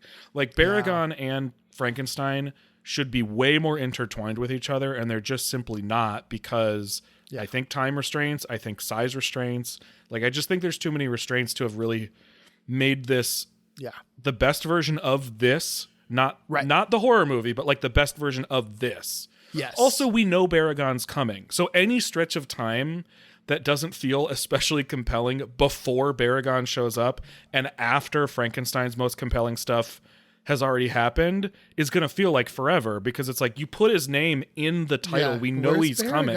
Right. Yeah. Unless you're watching the American version, that's just Frankenstein Conquers the World. Then it's a real big twist. Then it could be a massive twist. And I love for the people who didn't know that. That would have been great. Would it, or would it have just been more confusing? Would it have just been the octopus twice? Yeah. Or I guess once in the United States. Right. Oh my God. This movie is such a fucking mess. I love it. Yeah. Yeah, I don't know. At the point at which we get Baragon, though, it does kind of turn into the, like, now we have our monster movie side of things. Yeah. And they don't completely drop, all of the good thematic stuff. We do see the three doctors sort of traveling through the forest trying to find Frankenstein. They all look so good in their white suits in the jungle. Like, what in the world? They really do. I was like, damn, do you also have to be so stylish while you're like traversing the wilderness? And their white hats, the two guys. But like they pepper it in. I think it's Ishirō Honda still has regular sized people to direct. So like he's going to be able to pepper it in, but it does at a certain point become, and I love monsters fighting, but it does at a certain point kind of drop most of the good Frankenstein stuff in favor of big monsters fighting. At the very least, I think that the stuff they do carry over nicely with the doctors throughout the whole movie is like this idea that, sort of tying back to what I was talking about earlier, like thematically with the death stuff, but also like they can't, if they wanted to be cold scientists who are just treating this like a science thing, they could just be like, we're going to extract the genetic material from this Frankenstein guy we want and say, fuck him otherwise. And there is always that kind of like, we could always do that. We could always just find a way to get a sample from him somehow and say, fuck this guy otherwise. And they genuinely go back and forth on like, should we though? Like, I think at one point, the Dr. Kawaji is sort of like, that's what he wants to do. I'll blind him. So just like, no big deal. I'll blind him so that'll be easier to deal with. So then we could just like cut his heart out or whatever, I guess. Like, well, it's that conversation is so fascinating because that's what I was referencing earlier, where he starts being like, well, I agree, we should probably kill him. And it's like shocking that he just like says that. And it's clearly hard for him to say it. But then the more they talk about it, he starts saying things like that. And so then the other doctors react to that being like, is that better? Is that better than killing him? Like maybe go back to your idea. He's blind forever. Like, what are you talking about? And also they don't know if it'll work because he's got regenerative healing factors anyway. So why, like, it might just be a bad idea. That's what ends up layering it more though, because then you have Kawaji being like, honestly, like you guys want him to live. Like, you don't want to kill him. And really the only way for him to, like, continue living is to just try to keep him as, like, his heart. Because he's going to keep growing and he's going to keep, you know, like, sort of being monstrous or whatever. And, like, that's not great either. So, like, it's interesting that they both kind of create these messy, sticky, compelling cases for any given side of it, and they all have the sort of same end argument, which is like, this is the more humane thing to do. And it's hard to say that any one of them is right. I mean, it's easier to say, I think, that Bowen and like Dr. Tagami are right because they're saying less violent things.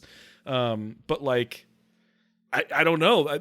If you really want to stress the fact, like you said, that Frankenstein's just going to keep growing and keep growing potentially more monstrous or whatever, like is that good? I don't know. Like it is a truly impossible situation. Yeah. Like, you know, so that conversation is like such a highlight. It's fucking wild. Yeah. I mean, and it really was just sort of like, I don't know what I think the right call is here. Yeah. I genuinely don't know, which is really, I love that kind of stuff in like a sci-fi, and especially in a monster movie where it's just, you truly, there is no easy solution. Really, the easiest solution is that just like the earth opens up and swallows them and you don't have to deal with them anymore, you know? It's the Godzilla solution a lot of times where it's like, if you do have characters who both think that it's inhumane to kill Godzilla, and then on the other side, it's bad for humanity to allow Godzilla to live. Like sometimes the only solution you get is falling into a volcano or, you know, an avalanche or sinking them to the bottom of the sea. Like, or random octopus or pulls them into a lake. I loved when that happened to Godzilla. Yep. Like it just, it is impossible. So it's pretty impressive that they managed to like still inject that piece of it into this Frankenstein story. And I think with the Frankenstein story, almost, I hesitate to say more effectively, but like with a different layer to it, because they do imply or at some points explicitly say like, he's not going to stop. Like there's no ceiling that we know of to him growing. So it's not like you can just sit there and wait for him to stop and set him up in the most humane situation you can. Like there's a potential for him to be, I don't know, you know, like what does it mean for him, you know? Right. He's already beyond a point he's ever been before. And it's a newer version of him. It's not like he's anywhere he's familiar with or I don't know. It's just, it is an interesting additional layer to the dilemma. Yeah. It's interesting too. I was thinking about like, you know, parallel versions of this movie where it's the same story that has like a regenerative creature or whatever, but it is actually like a creature, not a humanoid, right? It's not a Frankenstein. It's not even like a King Kong, which I think you still get that sort of sympathetic, almost human vibes from it. If it was just like if something that looked like Baragon was a creature that they found that was like human sized, that they found to be regenerative, that could help their science, that then like grew more and more and more.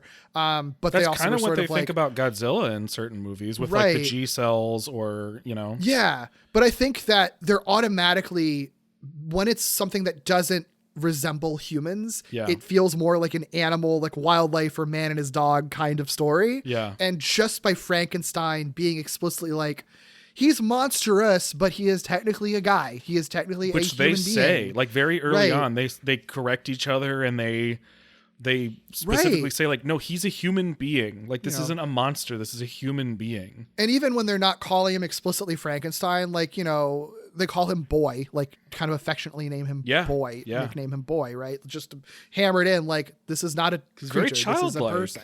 Yeah. Like, I do think that makes this story stand apart so much from a lot of the other similar things that we've seen in other kaiju movies and other Godzilla movies, just because, and even, I mean, he acts a lot like you might have monsters acting too. It's just like he never fully learns how to talk. He never really communicates in a way that that a human necessarily would, which they could have gone in that direction. They keep him very squarely acting like a kaiju all the time, but because he is explicitly a person and human, the vibe is so totally different, and the way that you view it, I think, and sympathize with him as a viewer is so drastically different. I just think that's really interesting. Yeah, I think I agree. Did you have much thoughts on the Baragon versus Frankenstein of it all? I mean, they definitely do some fun stuff. Yeah, I like whenever Baragon leaps at him. I think it's very funny. My God, dude. The first time it happened, I was like, did I just see what I thought I saw? Yeah, like, he fucking really cool. launches. Yeah. I don't know why that's a thing that Baragon does, but I love that he does it. I guess he has very strong arms and legs because he digs all the time. Sure. Yeah, no, I think that's cool. And I do think, you know, and we were kind of joking on it a little bit, but like the idea of Frankenstein just fucking tossing around that stuffed Baragon is just so funny and so fun to see whenever he does it. Well, and he gets to lift Baragon over his head. Like there are things that Frankenstein gets to do because he's not constrained by the suit. So like wrestling with him or jumping on his back feels very different and like less clunky because he doesn't have the suit, or like lifting him above his head and sort of like celebrating the fact that he's like, you know, knocked him out or whatever. Like he gets to do some pretty neat stuff. Yeah, you really can see like him being a stunt performer. Yeah. With like unrestrained. Yeah. In it, you know, so I think that makes it really fun. It makes it really dynamic. I mean, you know, there's some fights that we've seen that have kind of dragged a little bit, and I don't feel like that in this one. Like it's just like I could have seen even more of it. You know, I think that setting it, I would have been interested to see it set in a actual town or something where there are more miniatures.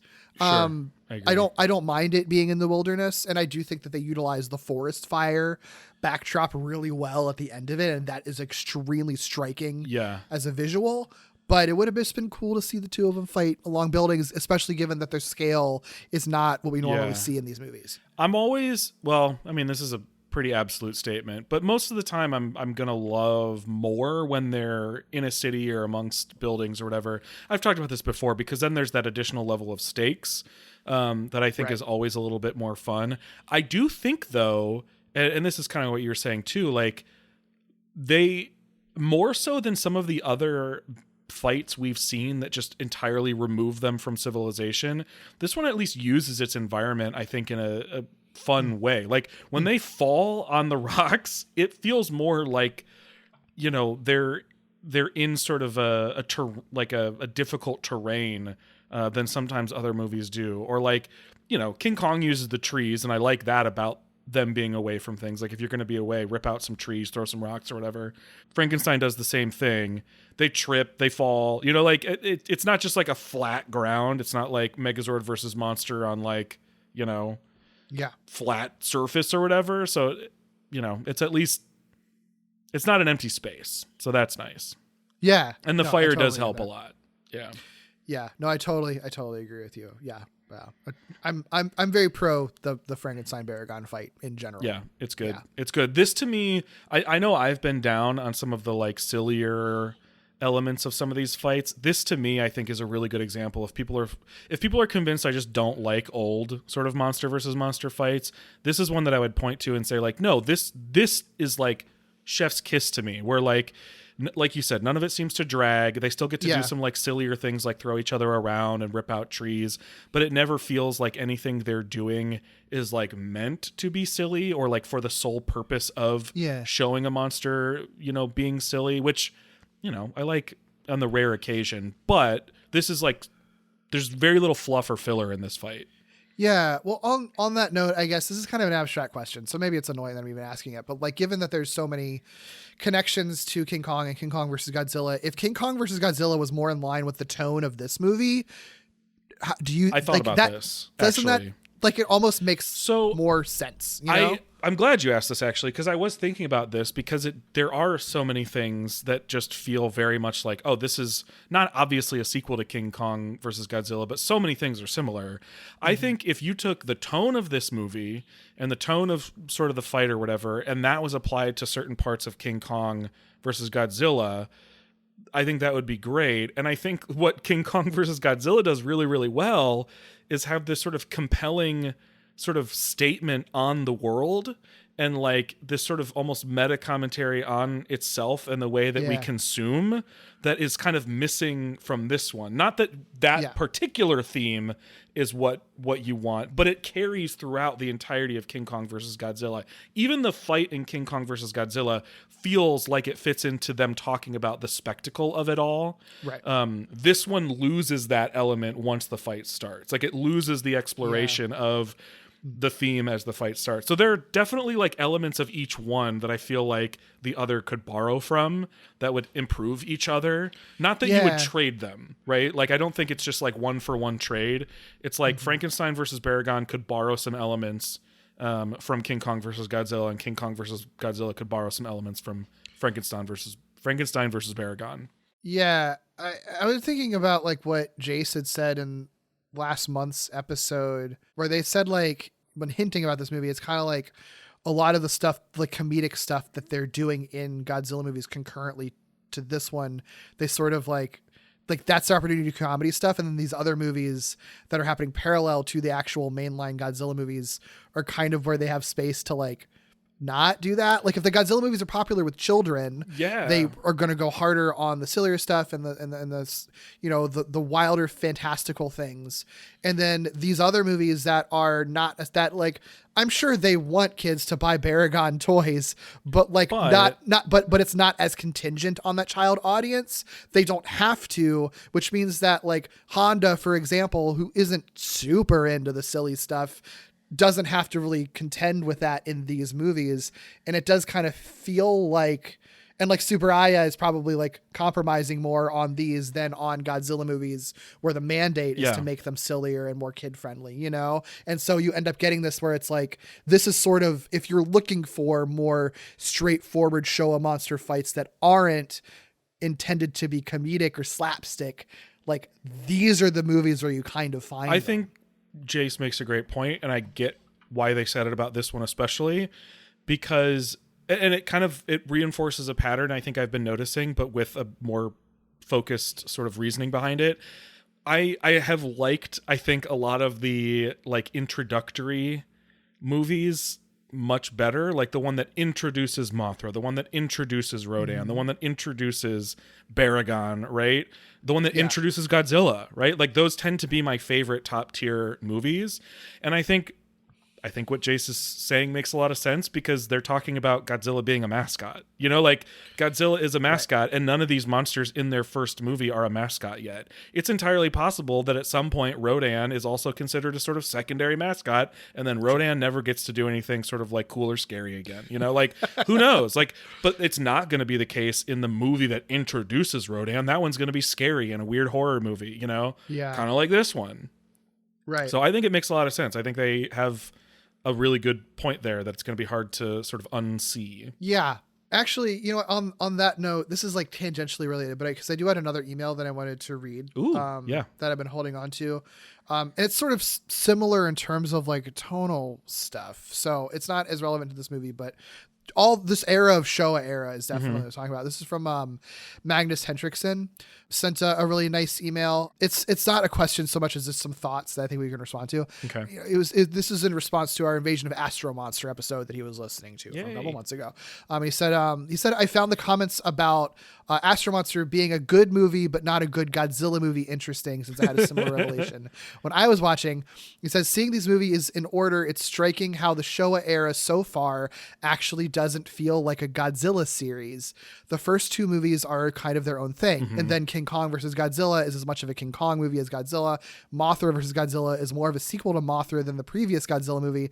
And in the two following ones, Godzilla is almost a side character, a monster among many other monsters. Especially if you watch a bunch of the other Honda movies in the same era, Mothra and Rodan particularly, and I would include Frankenstein versus Baragon as well. The series thus far feels more like a general kaiju series, with the big star Godzilla appearing in most of them since he's so popular. Yes, is this a crazy thought? No. The other, especially, I think this is also important. He says the other eras certainly go all in on being Godzilla, which we haven't even watched that much of Heisei and Millennium for this podcast, and you can already tell. Right. Godzilla is 1000% the star of the show in those movies that we've seen. Okay, no, it's absolutely not crazy, and I think we're just on the verge of having exactly the thought you're having when we were talking about how, you know, this era of movies is sort of like an ensemble cast, right? Like it's a bunch of movies that are introducing you to your ensemble cast in a similar but definitely very different way to like your first wave of Avengers movies, where it's like, okay, here's this character and here's this character, and they have their own stories, and then at a certain point they're all they're all together, but Iron Man is your main character. You know what I mean? Godzilla is your main character. I think that makes a lot of sense, and I like that other people sort of feel similarly, because it makes me feel better about being like, you know, Godzilla is kind of in a weird spot in the stuff we've watched so far. Or it makes me feel not bad about saying like, this movie isn't about Godzilla, it's just about his bad day, you know? Like, I think that makes a ton of sense. I think, I totally agree. And I think like now that we're also including these non-Godzilla but Godzilla tangentially related movies, I think it feels like that even more. I think when you're including all of those into the Godzilla series, it's so funny because that wasn't the original impetus for the podcast. It was only Godzilla movies, and then decided to expand. Hamish name drop, check out your bingo card, because that was his thought and idea and contribution for wanting us to do that. But once you include all of those, there is honestly a more clear, not arc necessarily, but trajectory, I think, of just building this world, not necessarily for the sake of continuity, but for the sake of just a collection of monsters. And sometimes it's about seeing like, is this one going to stick and be sequelized? Maybe, maybe not. Or maybe they're just going to appear in the other one and have these crossovers. And honestly, I will say, you made the Avengers comparison, and there is a movie that is very much like the Avengers and or Avengers Endgame for the Showa era Toho Kaiju, that I think we're kind of leading to, that if you're only watching Godzilla, it doesn't really feel like that. But when we're watching all of these, it kind of is that. Yeah, because, you know, like we set out, and if you're watching the Godzilla movies chronological, like it makes a little bit more sense to say it this way, but like we set out to watch all the movies in the Godzilla series. And I think with Hamish's thoughts and with some of the things that we were seeing and the way that it's structured now, I think what we're realizing is like, yeah, Godzilla is the mascot, but at least in this particular chunk of the Showa era, it's really not the Godzilla series yet. Like it is the Toho monster series. Right. And that doesn't mean continuity. You can have a series of things that are only connected through their studio. And I think it's only until later, which I think is what was the name of the person who sent this to us? Magnus? Magnus, yeah. I think that's kind of what Magnus is identifying and sharing with us too, which is like, it becomes the Godzilla series at a certain point and sort of separates itself from other things as the Godzilla series. Cause I know they'll make more Mothra movies, but that's separate, it sounds like, from the Godzilla series, which sometimes incorporates Mothra. You know what I mean? So like, it is a fascinating thing to learn, because I didn't know that. You can just watch the Godzilla movies, in which case you are watching the Godzilla series, but there is like concurrently this other bigger thing happening, in the same way that you can just watch the Iron Man movies, but there's all these other concurrent things happening that kind of build into the larger series of it all. Yeah, and I think too, like, you know, I'm sure there's some people who are sort of like, yeah, duh, I already knew that. And I'm sure at different points in time, but it's clear. But I think in the general pop culture consciousness in 2024, even people who are into tokusatsu, even people who are into kaiju, I think the general feeling is that there is the Godzilla series and then there are the other kaiju movies. And we're realizing that people think it's always been that way. And it hasn't always been that way. And I think one of the biggest pieces of evidence that we've already encountered is that it's called King Kong versus Godzilla, and it's called Mothra versus Godzilla, and that doesn't seem significant, But when you search King Kong versus Godzilla now, the only shit that comes up without more information is Godzilla versus Kong. You know what I mean? Yeah. Like it has shifted. It has changed to the point where it would almost feel absurd to put anyone else's name before Godzilla. Because they are Godzilla's movies featuring other characters. Well, Ghidorah, Three-Headed Monster, Invasion of Astro Monster, and then the next show we're going to watch is Abira, Horror of the Deep. Godzilla is in none of those titles for any of those movies. And I think that's significant. Yeah. Godzilla's the mascot and obviously like the sort of connective main character, but I think it is notable that his name is not in the title of a lot of these movies. Yeah, I agree. Yeah, I think it's a really good thought. It's a weird one to throw out in this episode about a movie that's not a Godzilla movie, but I think it also fits in with what Jace was talking about last episode too. It all kind of feeds into the same thought. Yeah, it's like, it's interesting. It's like you're watching these not because they're connected, because you need to watch every movie to understand the story, but because if you want to get a good picture of like what this world is that Toho has created and what the series is in both, you know, the universe and in the kind of the meta of it all, like you do kind of actually do have to watch all of them if you really want to get a complete picture of that. But it is still a selection, right? It's not like we're just watching every movie Ishirō Honda makes with Toho. Absolutely. Because like Matango, which I do recommend everybody watch, like that is just very specifically a different thing. Like you do not need to watch that movie to understand the sort of Toho monster series we're talking about, you know?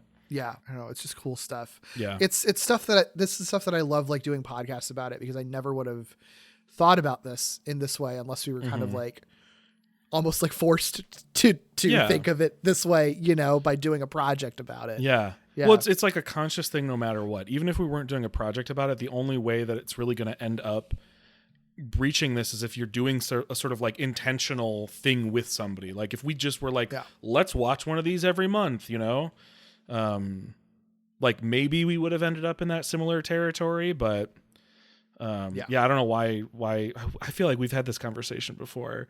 Like, why would you have a lot of these thoughts or think about it the way that you are, if you weren't coming to the table with things to say, you know, if it weren't expected that you had thought about it beforehand. Yeah, absolutely. Thanks to everybody who sends us emails, because it only gets us thinking more deeply about these things. Yeah, thank you. Any other thoughts about this movie? Not really. Have much else, honestly. Yeah, me neither. Fun time, interesting time. I'm assuming the ending that you would. So you said there's really only just like the two endings, but I did encounter what sounded like three, which is the octopus. Both of them falling into a pit, and then is there a version where they don't fall into a pit and Frankenstein just wins? Or no? Not that I know of. Okay, I don't know. That's news to me. I try not to dig too much into things, so like I don't know. Maybe that's just like maybe that's a weird TV thing that happened one time or something. Yeah, who fucking knows? I don't know about that one. I only know the two. Okay, the ground opening and the octopus. Gotcha. Interesting. I don't know how else it would have ended if the ground doesn't open or the octopus doesn't pull into the sea. It's like, well, Frankenstein is alive now. Just as victorious and alive in the world. The end. To be continued. Yeah. But no. Interesting. No other thoughts, really. Cool. Well, how about some predictions? Okay. You know that there's a sequel to this movie, so that obviously might affect what your answers to this are. Do you think we're going to see this version of Frankenstein again? Well, okay, that's what's weird is like, I know that there is something that people consider a sequel, but the vibe I get is that it is not a direct sequel. It is just sort of maybe a furthering of some of these ideas or this type of character. Frankenstein's name is not in the title, I'll tell you that much. Right. So I know the title is like something War of the Gargantuas. Yeah, War of the Gargantuas, which does kind of imply something different than what this movie did, which is Frankenstein's monster adaptation. Right. The idea that there are enough of them for there to be either a war between them or a war with them is a very different story than Frankenstein's monster. So I'm guessing, I wouldn't be surprised if Frankenstein, this character is adapted in some way again at some point. Mm-hmm. I doubt that we will ever see this character again. And I wouldn't be surprised if he's not actually in the Gargantuas movie. Does that make sense? Yeah, I haven't seen War of the Gargantuas. I know the premise of it, and I know some stuff from it, but I haven't watched the movie, so we will watch that one at some point because that it's another case where it sort of weirdly ties into a future movie. Because sort of a little barely. Yeah. It's more like we have a reason to watch it, so why not kind of thing. Yeah. I just would be surprised if there weren't some movie, probably honestly in like the 80s or 90s or something, or who knows, even more recently, that has the Frankenstein character but has nothing to do with like any Godzilla thing ever. Sure. Makes sense. What about our little puppy boy Baragon? Okay, I'm so stupid, Derek, because you asked me like why we're watching this movie and how it like plays into, you know, the series since it doesn't have Godzilla in it. And I think in the actual episode, I was like, man, I don't know. I can't imagine how this like fits in. And then after the episode, I was like, oh my God, duh, Baragon's going to be in another movie. Like that's, of course, that's the only reason we would watch this. So yes, Baragon will show up again.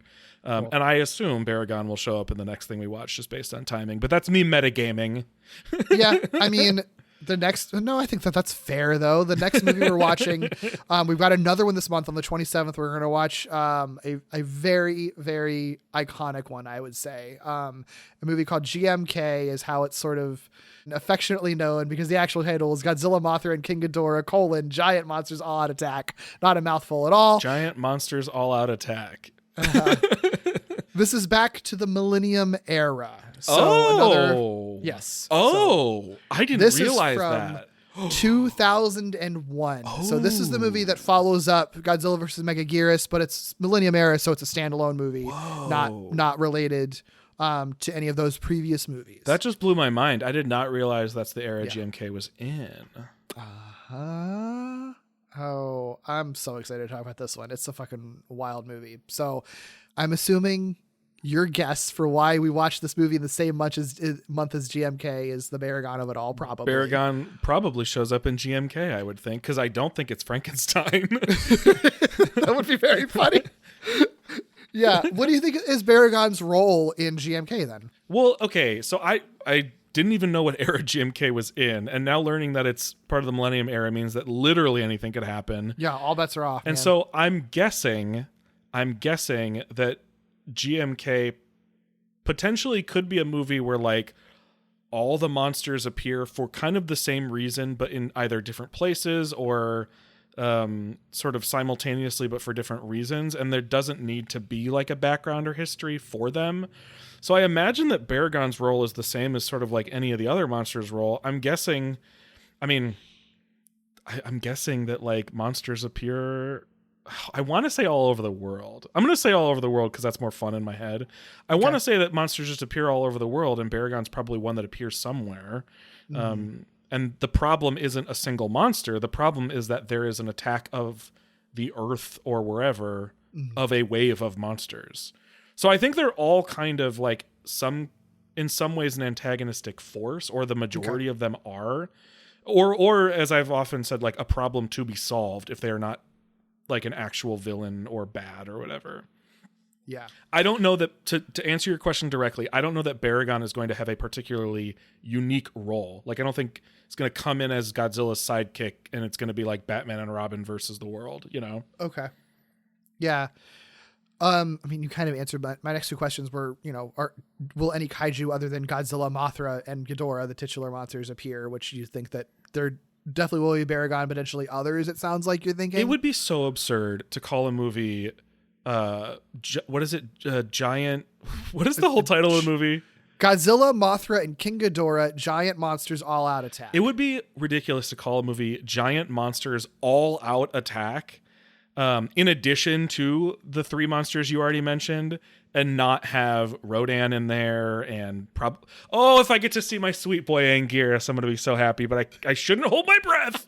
I'm guessing the fact that they say GMK is separate, maybe it is not all monsters as a wave. Maybe there is a wave of monsters, and the one side is, you know, Godzilla, Mothra, and Ghidorah. I don't know how Godzilla and Ghidorah end up on the same side, but sure. And I mean, like, to be fair, titles of Godzilla movies are all over the place. That's true. And may or may not be reflective, and it depends on who decided on the title, how it was localized. So like, it is just as likely that they are the only three monsters, and it is just an all-out attack of those three giant monsters. But I don't think so. I think my meta clue obviously is that we watched this movie, and I think it would be weird if this were the only additional monster added to the equation. Mm-hmm. They have everything up to this point to explore. So there could be a Baragon, there could be a Rodan, there could be a fucking Megaguirus if they really wanted to, because this happens after that. You know what I mean? Mm-hmm. So, yeah. Yes, I think there will be lots of monsters. Okay. Yeah. I hope there are lots of monsters. Yeah. When I was also going to ask, can you even begin to guess the plot? But you kind of concocted your own plot. I think out of that. So. Either I think it's one of two things. Either because it's the Millennium Era and they can just have an origin story kind of whenever they want.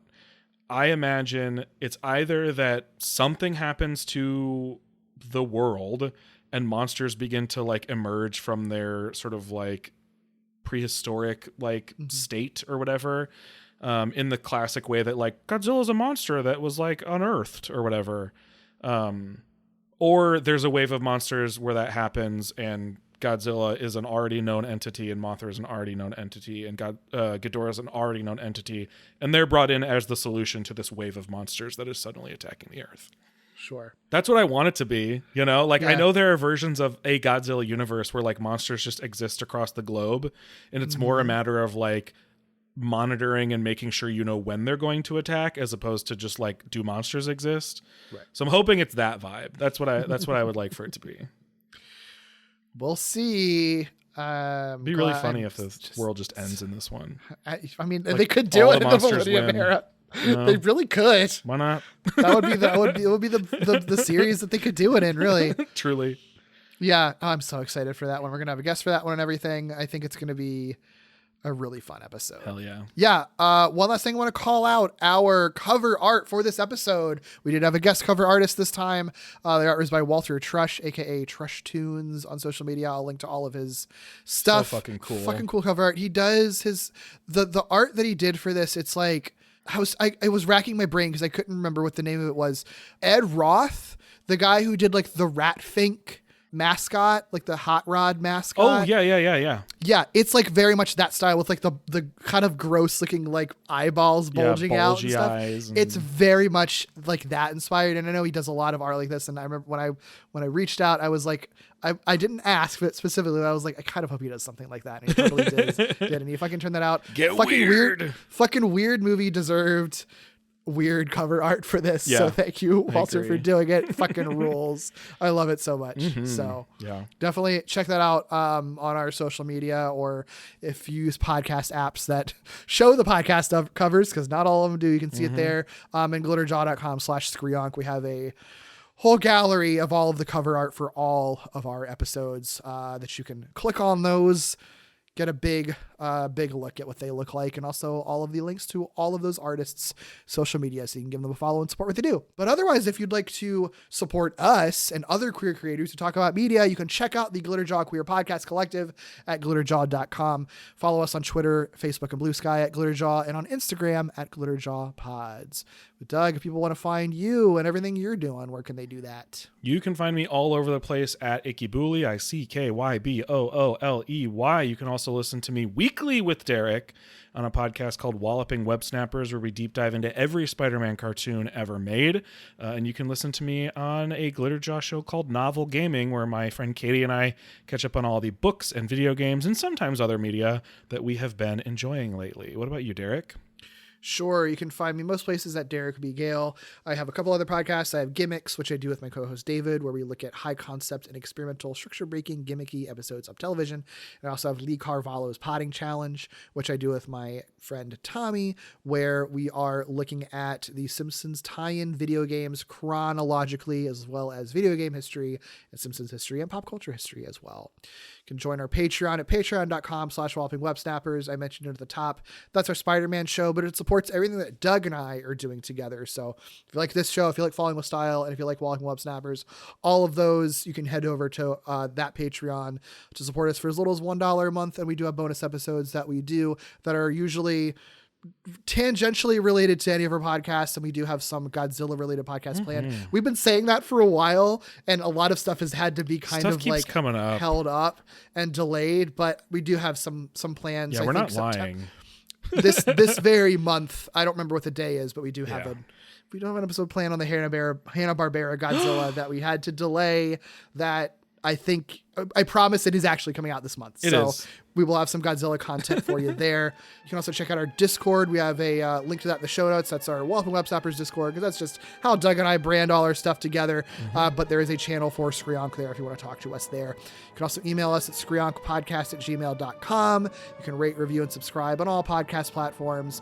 And later this month, on the 27th of September, we're returning to the Millennium Era with, like I said, pretty iconic installment. I'm so excited for you to watch this one, Doug. It's going to be a fucking whirlwind, because it's 2001's Godzilla, Mothra, and King Ghidorah, giant monsters all-out attack that most certainly is featuring Frankenstein as the primary villain of the movie, obviously. And they all Can't have to wait. unite He's to fight massive him. now. The size of He the truly planet. conquered the world. Yeah. See you then. Bye.